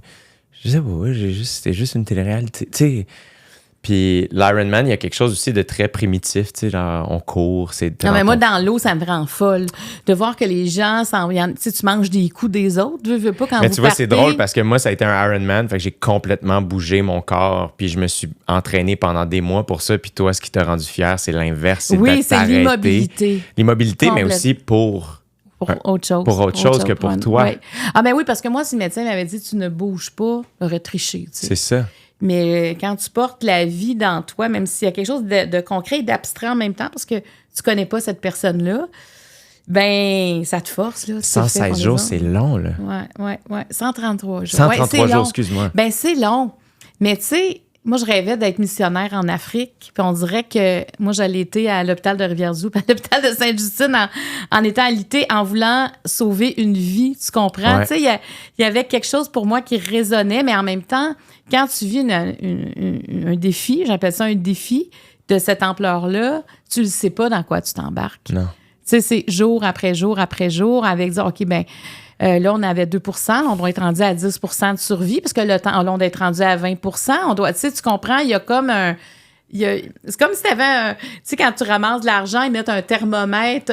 Puis là, ben moi, c'est comme si à chaque jour, j'avais une nouvelle barre rouge puis je m'en allais vers le point final, le point culminant. Fait que plus ça avançait, plus tu étais motivé à le faire. Ben oui, parce que plus mes chances augmentaient que Charles voit le jour. J'étais motivée. C'est sûr, il y a des moments, tu sais, que tu viens un peu fou. C'est sûr. Mais encore là, les amis, puis moi, c'est dans l'immobilité que j'ai fait le plus de changements dans ma vie parce que l'immobilité apporte la réflexion. Tu sais, quand tout s'arrête autour, où tu es isolé, puis il n'y avait pas de réseaux sociaux à 23 ans à l'hôpital, on n'avait même pas le droit d'avoir Internet parce qu'ils disaient que ça allait brouiller les appareils de l'hôpital. Donc, tu sais, j'avais ma petite télé, mais je veux dire, j'étais face à moi-même. Puis, tu sais, quand on s'arrête comme ça pour être face à soi-même? Jamais. Exact. Ça fait que c'est après coup. Tu sais, tantôt, tu disais la thérapie, je m'en rends compte après. Moi, c'était pareil. Je me disais pas, hey, j'ai changé, là. Mais quand je me suis relevée de ce lit-là, quand j'ai vécu les mois suivants, j'ai constaté à quel point j'avais changé puis à quel point j'étais capable de dire non à beaucoup de choses, tu sais, que j'avais traîné toute ma vie. Mais, tu sais, j'ai comme l'impression, quand on fait un Ironman aussi, c'est une rencontre avec soi-même. Ben, c'est que la journée, c'est le résultat. C'est la journée du Ironman. C'est ton accouchement. Genre, je pense que c'est plus impressionnant un accouchement, mais non, quand mais même. il y a quelque chose de... Tu donnes naissance à ce que tu as travaillé pour. Exact. Puis moi, mon objectif, c'était de le compléter puis d'avoir du plaisir. Et pour accomplir ça, ben, il fallait que je me prépare. Fait que ça a été des mois à m'entraîner, à passer beaucoup de temps seul sur le vélo, à courir dans l'eau. C'est très méditatif, nager, mettons. Moi, je n'étais pas un nageur du tout. De la tête dans l'eau, fait que le son est différent. Fait que là, puis à un moment donné, c'est comme, s'il faut que tu nages 2 heures, ben, t'es 2 heures dans ta tête, là, tu sais. Puis là, mais tu respires, tu sais. Fait que là, Il faut que tu sois bien dans ta tête. Mais c'est très méditatif. Fait que c'est comme si ça te force. Moi, je me suis posé la question, tu sais, est-ce que le sport, c'est un lieu d'évitement pour moi, tu sais? Tu sais, est-ce que je m'évade là-dedans? Puis avec le temps, j'en suis venu à la conclusion qu'au contraire, c'est un refuge. C'est un lieu où je me retrouve, justement, puis je me pose des questions, puis je me confronte, puis je me calme. Puis c'est beaucoup de temps. Puis, tu sais, autant au départ, les gens, souvent, quand tu t'entraînes à ce niveau-là, les gens vont beaucoup dire « Qu'est-ce que t'écoutes? » Parce que souvent, quand tu cours, les gens vont écouter de la musique. Puis ce qui est super particulier, c'est qu'avec le temps, j'écoute de moins en moins d'affaires. Avant, je partais, j'avais toujours des écouteurs, puis j'écoutais de la musique. Puis avec le temps, à un moment donné, j'étais capable d'écouter des podcasts, peu importe l'intensité à laquelle je m'entraînais. Puis avec le temps, à un moment donné, c'est devenu des temps paisibles. Tu meublais toi-même. Je mettais rien. Moi, je veux juste entendre ce qui se passe, puis je veux m'entendre. Je veux entendre mes idées. Puis je revenais à la maison. Tu sais, comme courir au coucher de soleil, là. C'est extraordinaire. Là. Tu sais, une ride de vélo, t'es un peu surélevé. Tu sais, sur ton bike, c'est plus doux. Ça roule, tu sais. Fait que c'est comme si t'as une perspective super différente. C'est super vulnérabilisant aussi. En tout cas, fait que ça a été une espèce de... Est-ce que c'est de ça que t'es le plus fier dans ta vie? Je le sais pas. Je pense pas. Tu sais, je pense que plus je vieillis, je pense pas que je suis un enfant ingrat, mais ça m'est arrivé des fois d'arriver à mes parents plus vieux pour faire « Excusez, hein, pour avant. » Tu sais, des fois, je pense que t'es très inconscient comme ado, puis c'est correct, c'est ça, je pense, la tâche d'un enfant, là, c'est un peu un deal impossible avec le parent. De faire, ça fait grandir les parents, des fois, à certains moments. C'est ça, tu sais. Fait que, mais je pense qu'avec le temps, j'ai réalisé, tu sais, à un moment donné...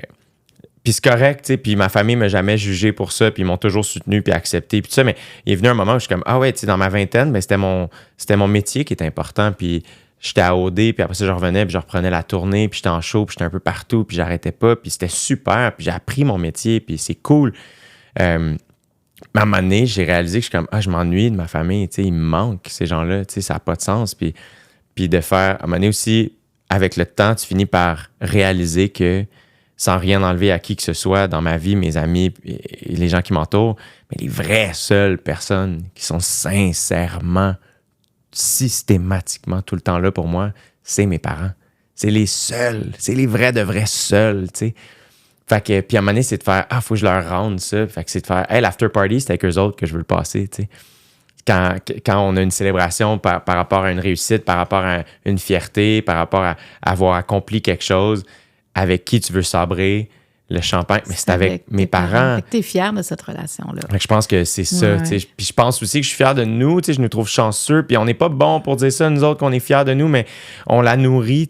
Comme toute famille, c'est pas parfait. Puis les photos envoient, oui, une image des fois parfaite. Comme, vous avez donc une belle famille. Puis oui. Ouais, mais 2 minutes après, là...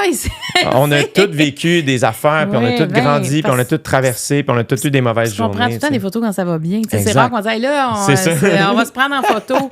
Il y a une question que j'ai envie de te poser quand même si elle n'est pas sur mes cartes, là, mais moi, je voulais savoir sur le plan personnel, comment tu as vécu la situation qui s'est passée à OD la dernière saison?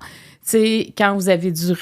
tout allait vite. Là. Je veux dire, là, il y en a qui ont eu des comportements qui étaient non acceptables. Moi, je suivais cette saison-là, entre autres. Et tu sais... c'était quand même partout, là. Toi, t'étais pas au Québec. Non, moi, j'étais pas au Québec. Mais il y a eu une rumeur à un moment donné à travers tout ça que j'étais dans la ville de Québec pendant que tout ça se passait. Ah, ouais, hein? Mais je veux dire, pour toi qui l'as vécu de l'intérieur, comment tu t'as vécu cette période-là? Ça va vite. Puis c'est là que tu vois aussi, c'est l'instinct qui prend le dessus. C'est bizarre, hein, parce que quand c'est arrivé... c'est comme si à chaque saison d'OD, je me suis toujours, à chaque fois qu'on m'offrait la saison suivante, je me posais sincèrement la question. C'était jamais acquis que je revenais saison après saison. Fait qu'à chaque saison, on m'offrait en disant comme, on aimerait ça que tu reviennes. Puis j'étais comme, bon, je veux-tu refaire ça? Est-ce que. Puis moi, je pense que je suis un gars de défi. Fait que j'aime apprendre, j'aime trouver le confort dans l'inconfort. Fait que je pense qu'inconsciemment, il y avait toujours ce désir-là de. Je pense pas que j'aurais pu faire OD trop longtemps parce que. À un moment donné, je suis comme... Tu aurais tombé sur un pilote automatique. Exact. Puis je suis pas capable. Je deviens malheureux, tu sais. Fait que quand j'ai signé pour OD Martinique, sans savoir qu'on s'en allait en Martinique, j'étais comme, ouais, tu sais, j'ai encore des trucs à apprendre, puis je suis pas allé au bout de cette affaire-là dans ma vie, tu sais. Et quand ça, c'est arrivé, c'est bizarre, mais je me suis dit, c'est pour ça que je suis ici cette année. C'est quand tout ça est arrivé, je me suis dit, je suis content d'être ici.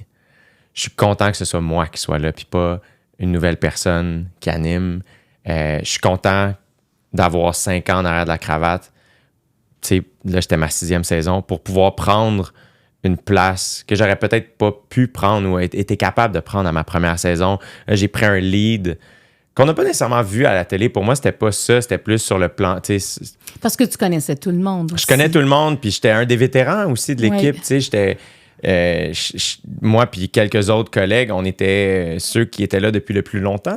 Parce que c'est une crise que vous avez vécue ensemble. Exact. Et t'as pris comme un lead? Oui, tu sais, moi, à un moment donné, parce que j'aurais pu juste faire comme, je vais vous laisser gérer ça. Puis tu pourrais dire, moi, je m'en vais chez nous. Je vais vous attendre sur la plage. Ouais, puis ça aurait été correct aussi si ça avait été ça ma limite. T'sais.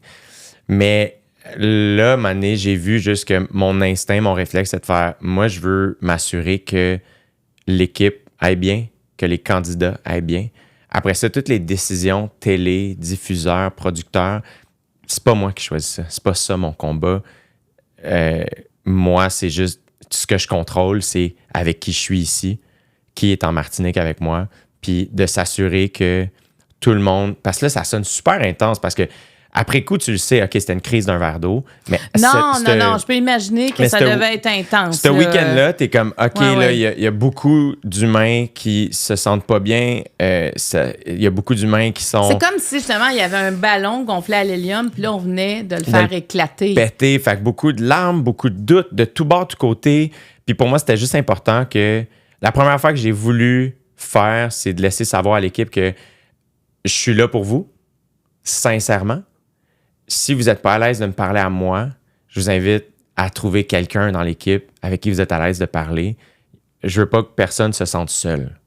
Pour moi, ça, c'était l'affaire la plus importante. Puis j'ai dit la même chose aux candidats. De faire là, s'il y a quoi que ce soit, je vous le dis, je suis là pour vous. Vous pouvez me parler. Ça, on y va une affaire à la fois. T'sais. Puis, fait que c'est bizarre parce que c'est pas souhaitable ce qui s'est passé, mais j'ai appris beaucoup. Puis ça a été une expérience qui m'a rapproché de personnes dans la production, qui a fait aussi, tu sais, quand tu traverses ce genre de truc-là, ça a été, tu sais, c'est bizarre parce que ça a été juste un week-end, tu sais, ça a été du jeudi au dimanche. Mais là, des mettons, fois, ces week-ends-là paraissent... Mais ça a été, tu sais, toute une affaire. Puis tout le long, je me souviens, tu sais, les candidats, bon, on avait 3 maisons, fait qu'il y avait une des maisons qui était à comme 4 minutes de voiture des autres. Puis là, ben, j'étais allé voir les candidats qui étaient dans cette maison-là. Tu sais, là, j'ai plus de micro, là, c'est off-cam, juste faire comme... Voici ce qui se passe, voici où on en est rendu. Avez-vous des questions? Voulez-vous qu'on Qu'est-ce qu'il y en avait, des questions? Oui, tu sais, puis j'étais... À ce point-là aussi, je prenais la liberté de faire... Voici ce que je peux vous dire. J'ai pas de game, moi, dans la vie. Je suis comme... On en est là. Est-ce que vous comprenez ce qui se passe?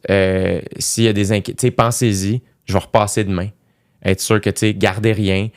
Puis je me souviens rembarquer dans la voiture puis retourner aux autres maisons, puis j'étais tout seul dans l'auto, un petit 4 minutes, puis c'est comme le seul moment où j'étais tout seul, tu sais, tu te levais le matin, j'étais dans des Zooms avec tout le... Parce que là, j'ai comme juste fait comme, ben là, je veux être dans les meetings, puis là, je veux être là. Puis il y avait une gestion de crise. Il y avait une gestion de crise, puis malheureusement, des fois, j'aime pas ça, mais des fois, ma parole avait plus de poids que la parole de d'autres membres de l'équipe, puis ça, j'aimais pas ça. Mais à ce moment-là, j'étais comme, ben là, je vais la prendre, la parole, parce que ça fait pas de sens, mettons. Puis... Et pendant la petite ride de char, je me souviens me dire, là, je suis en train de me brûler. Tu sais, je suis en train d'en faire trop. Est-ce que je suis en train de me brûler la chandelle par les deux bouts puis je m'en rends pas compte? Moi, est-ce que je parle aux autres? Moi, est-ce que je m'exprime? Moi, qu'est-ce que... Tu sais, c'est un moment aussi où quand ça brassait, mon réflexe, je me souviens, il y a un meeting où on est sorti du meeting Zoom, puis c'est une journée où tu y vas une étape à la fois, puis c'est super particulier. Puis là, à un moment donné, j'étais comme, faut juste que je parle à ma mère, tu sais, puis...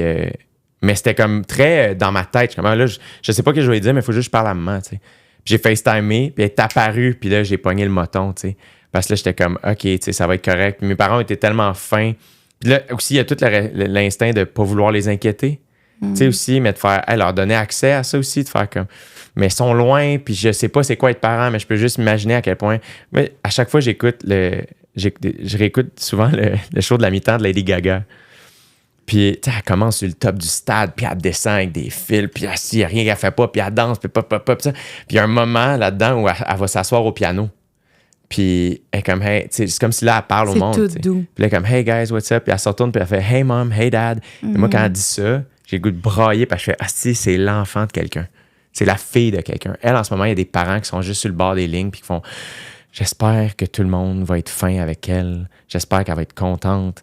T'sais, moi, c'est ça que je réalise. Mes parents, des fois, sont plus nerveux que moi. Pas parce qu'ils n'ont pas confiance en moi, juste parce qu'ils veulent que je sois content. Oui, puis là, tu fais quelque chose de public. C'est ce qui arrive, c'est public. C'est ça. Et t'es quand même la personne référence pour le public. C'est toi. Tu sais, t'es l'animateur, mais c'est plus que de l'animation, ce que tu faisais. Tu sais, t'étais avec eux, t'étais leur porte-parole. Parce que t'as fait face. Moi, c'est ce que je t'écoute, puis... Tu sais, on a différentes réactions à des grandes zones de stress. Il y en a qui vont fuir, il y en a qui vont figer, puis il y en a qui vont faire face. Toi, tu as fait face. Mais encore une fois, je me trouve chanceux, tu sais, parce que tu découvres ça de toi. Oui, tu as appris que tu étais capable, parce qu'il faut avoir... On peut juste le savoir quand on est confronté. Exact. Puis ça a été un moment vraiment particulier, mais c'est un moment aussi où je me suis trouvé chanceux de d'avoir cette force-là que je savais pas peut-être. Puis encore une fois, là, je parle comme si on est allé à la guerre. Fait que, tu sais, je suis très conscient. Mais je pense là, que tout le monde comprend de quoi tu parles. En perspective, ça reste un show de dating. Là, mais c'était plus de voir des amis, des collègues, mettons, qui sont pas bien. Puis à ce moment-là, d'être capable d'être là pour eux autres. Puis tu as vu que ça faisait la différence. Ouais. Que tu étais capable de le prendre, c'est ça. Ce rôle-là. Même chose pour les candidats. Fait que ça a été une saison vraiment spéciale, malheureusement, à cause de ça. Mais fait que ça a été un week-end super intense.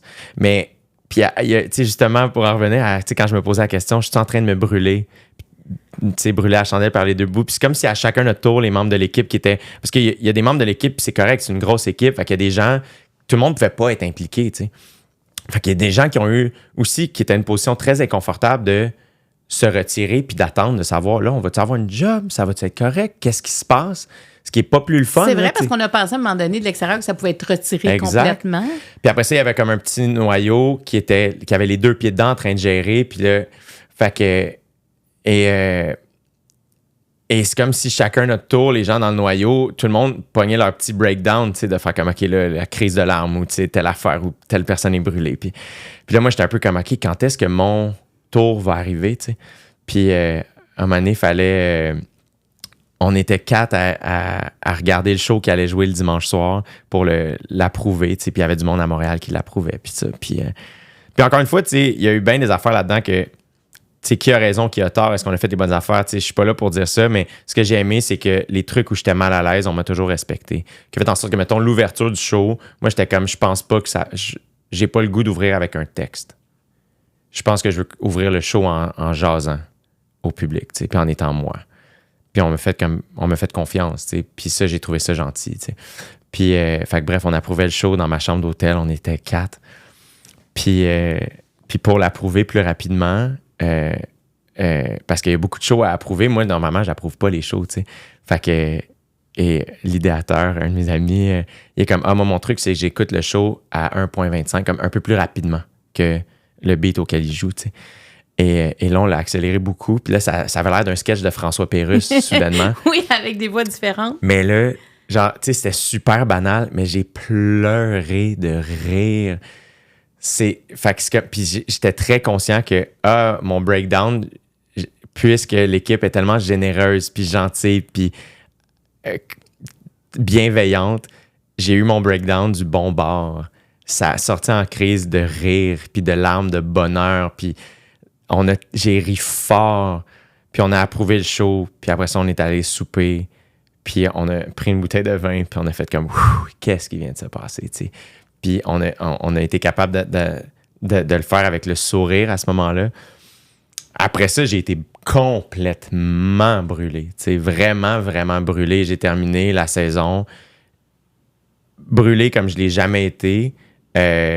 Encore une fois, je ne m'apitoie pas sur mon sort. Là, c'est comme juste des faits. Là, je suis tombé malade. Quand ton corps te lâche, comme c'était l'adrénaline, puis donc, puis là, ça a lâché. Tombé malade. Fait que, tu sais, à la fin d'OD, j'ai eu des invitations, puis là, c'était juste physiquement, je pouvais pas aller nulle part. C'était pas ça, tu sais. Puis... Parce qu'on oublie, quand on vit une crise comme ça, le corps écope aussi.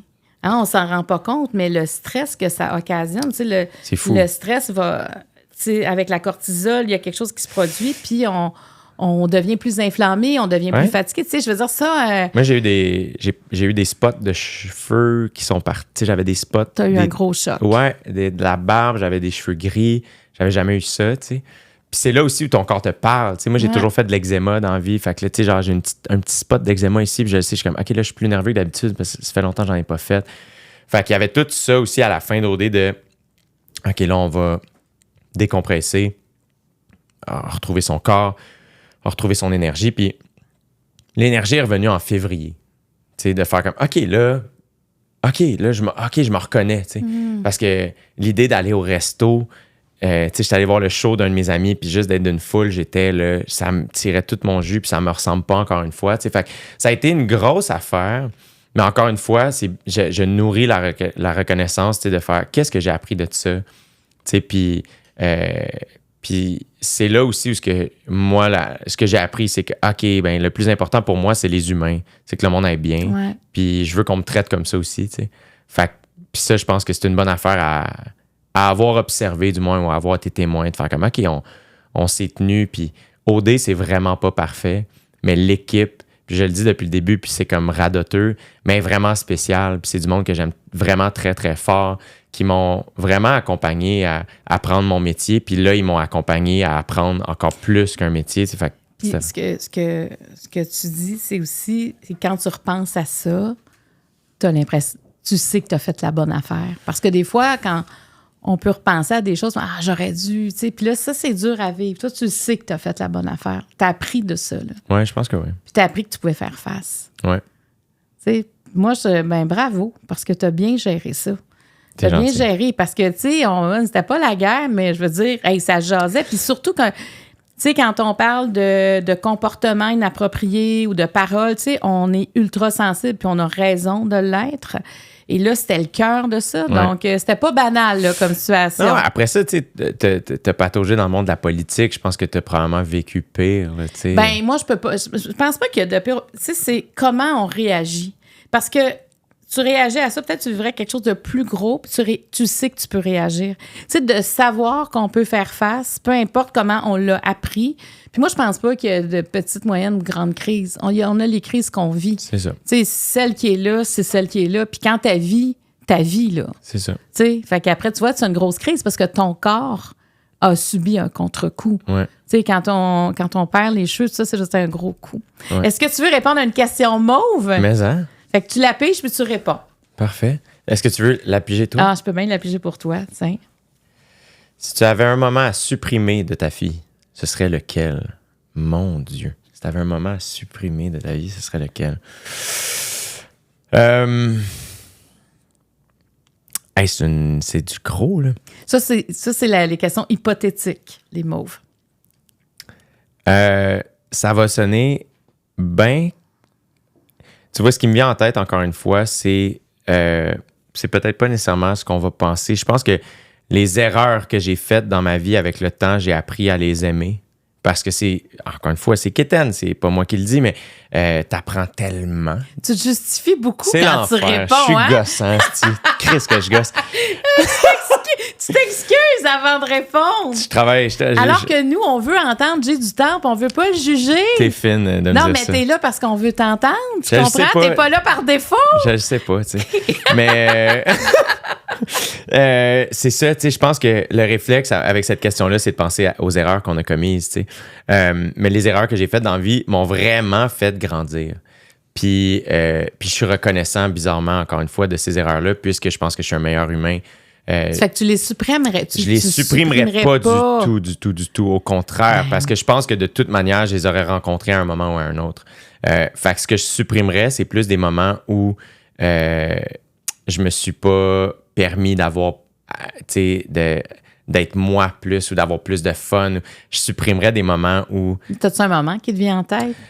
C'est plein de petits moments banals. Tu sais, je supprimerais, mettons, des moments où... Justement, j'ai pas célébré avec mes parents.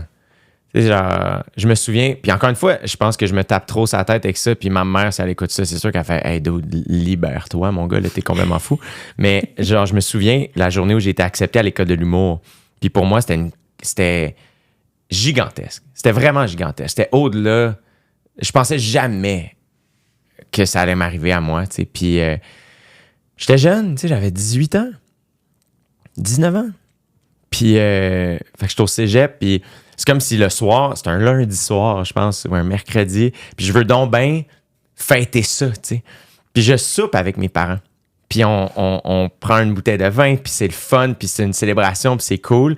Mais après ça, moi, je veux sortir, fait que je cherche des amis avec qui je vis ça, puis je passe chez une de mes amies, puis qui peut pas sortir parce qu'elle étudie, parce qu'elle est à l'université, puis...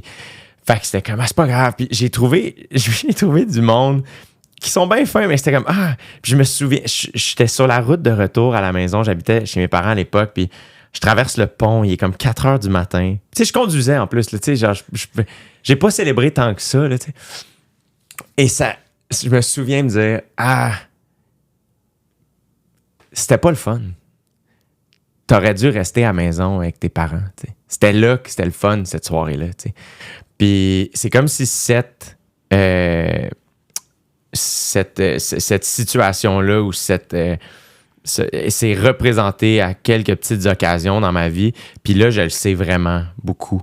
Fait que je pense que c'est super banal, mais c'est des moments comme ça que je supprimerais de faire comme ah là, j'aurais dû, là.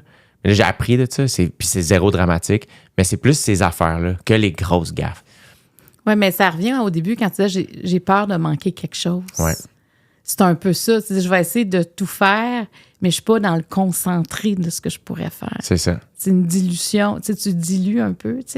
Ouais. En anglais, on dit fear of missing out. Ouais. La peur de manquer quelque chose. C'est connu, mais je trouve ça... C'est touchant de t'entendre dire j'aurais dû rester avec mes parents. J'imagine tes parents entendent ça. Il y a quand même quelque chose, tu dis, OK, comme parent, tu vas dire on a réussi quelque chose avec notre famille. T'sais. Ouais, tu sais, j'ai justement au Ironman, ou en tout cas cette année, j'ai beaucoup pensé. Il y a un de mes amis qui a perdu sa mère en début d'année, tu sais, puis il est plus jeune que moi, là. Puis mon père a perdu sa mère jeune. Puis là, à un moment donné, t'es comme, ah ouais, moi je l'ai, ma mère, là, tu sais, puis mes parents sont là. Puis encore une fois, c'est un peu quétaine, mais je suis comme, hey, nourris ça. Puis en plus, mes parents sont aimants, sont là. Il y en a qui ont des parents, puis les parents sont pas là. Ouais. Fait que je suis comme, nourris cette affaire-là. C'est extraordinaire. Parce qu'on sait pas quand ça va s'arrêter. Non, c'est ça. Fait que au Ironman, j'ai beaucoup nourri cette idée-là. J'ai beaucoup pensé à ça, de faire quelle chance qu'ils soient là en santé. Puis en plus, on est chanceux. Mes parents sont jeunes. Ils arrivent à 60 ans. J'ai 32. Il y a comme un prime là, de partage.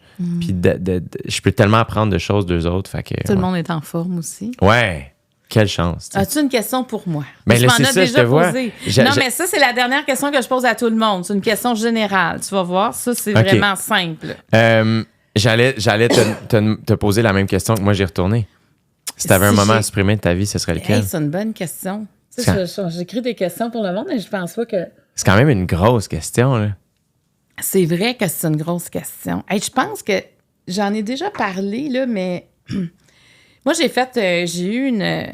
Parce que ce moment-là me revient, qui me hante dans ma vie. Quand, au cégep, je suis allée rencontrer l'orienteur pour m'orienter.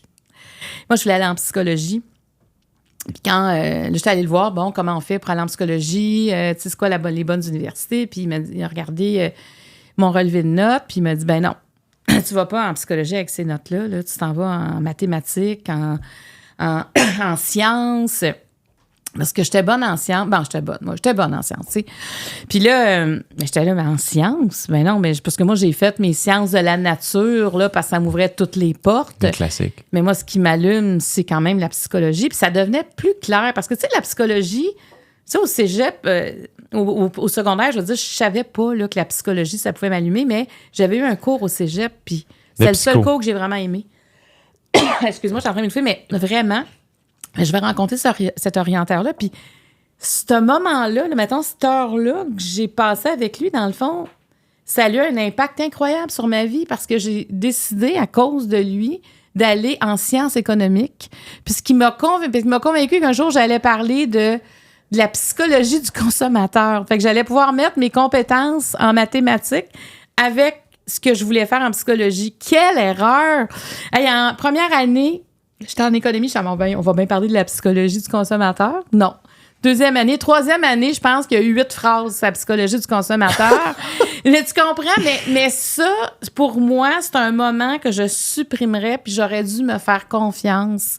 Et ne pas... On dirait que ça flattait peut-être mon ego à quelque part. Tu sais, j'ai de la misère j'étais jeune aussi, tu sais, de me faire dire, mais t'es tellement bonne dans une affaire, c'est là que tu devrais aller, tu sais. Tu penses que c'est de l'ego? Tu penses que c'est pas juste genre...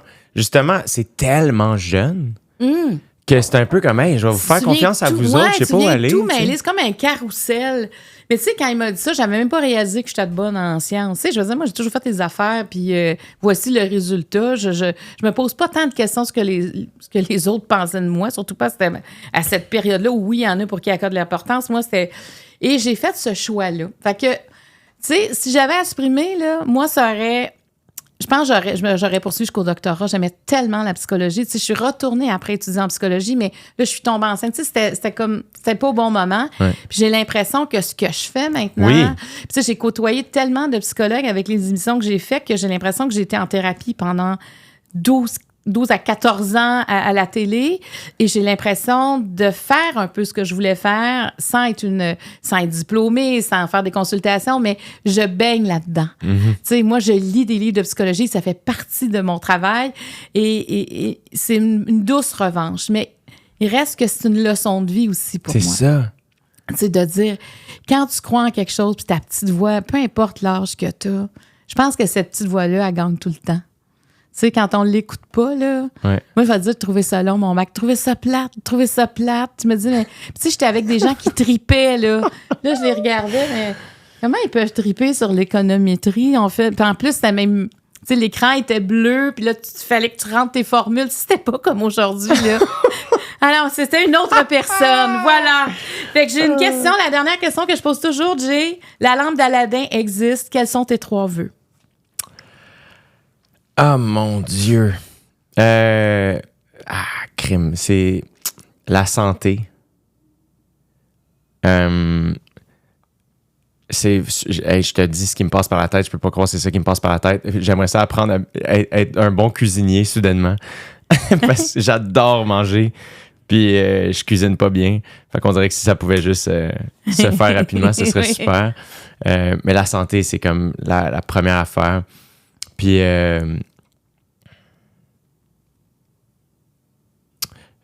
peut-être me poser moins de questions. Ça changerait quelque chose. Hein? Ouais.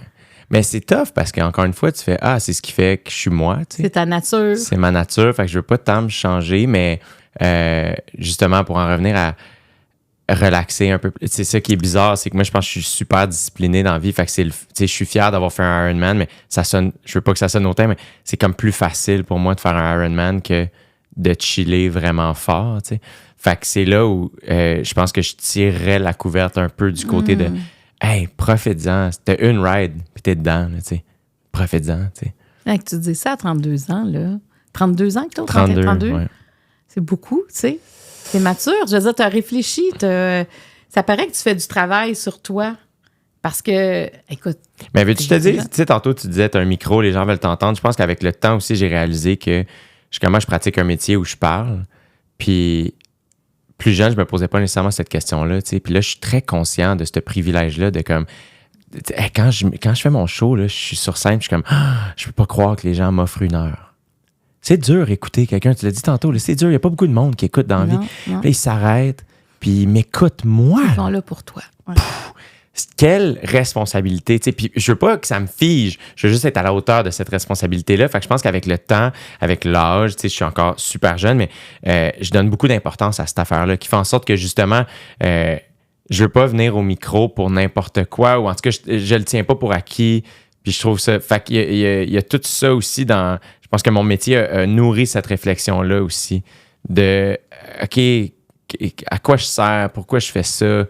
Fait que c'est ça, je pense. Je suis, oui, mature, mais aussi, je pense que tout ce métier-là a accéléré certaines réflexions de comme, on m'a donné beaucoup d'attention, mais pourquoi? Oui, c'est ça. Il faut que tu l'absorbes. C'est ça.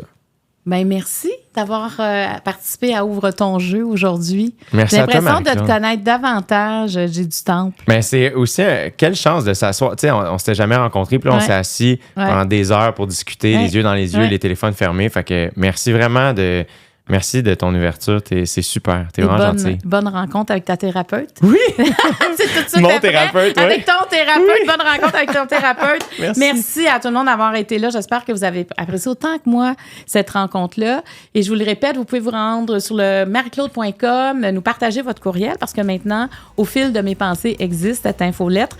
Et on est vraiment sur le bord de vous annoncer des belles affaires. Bye bye tout le monde.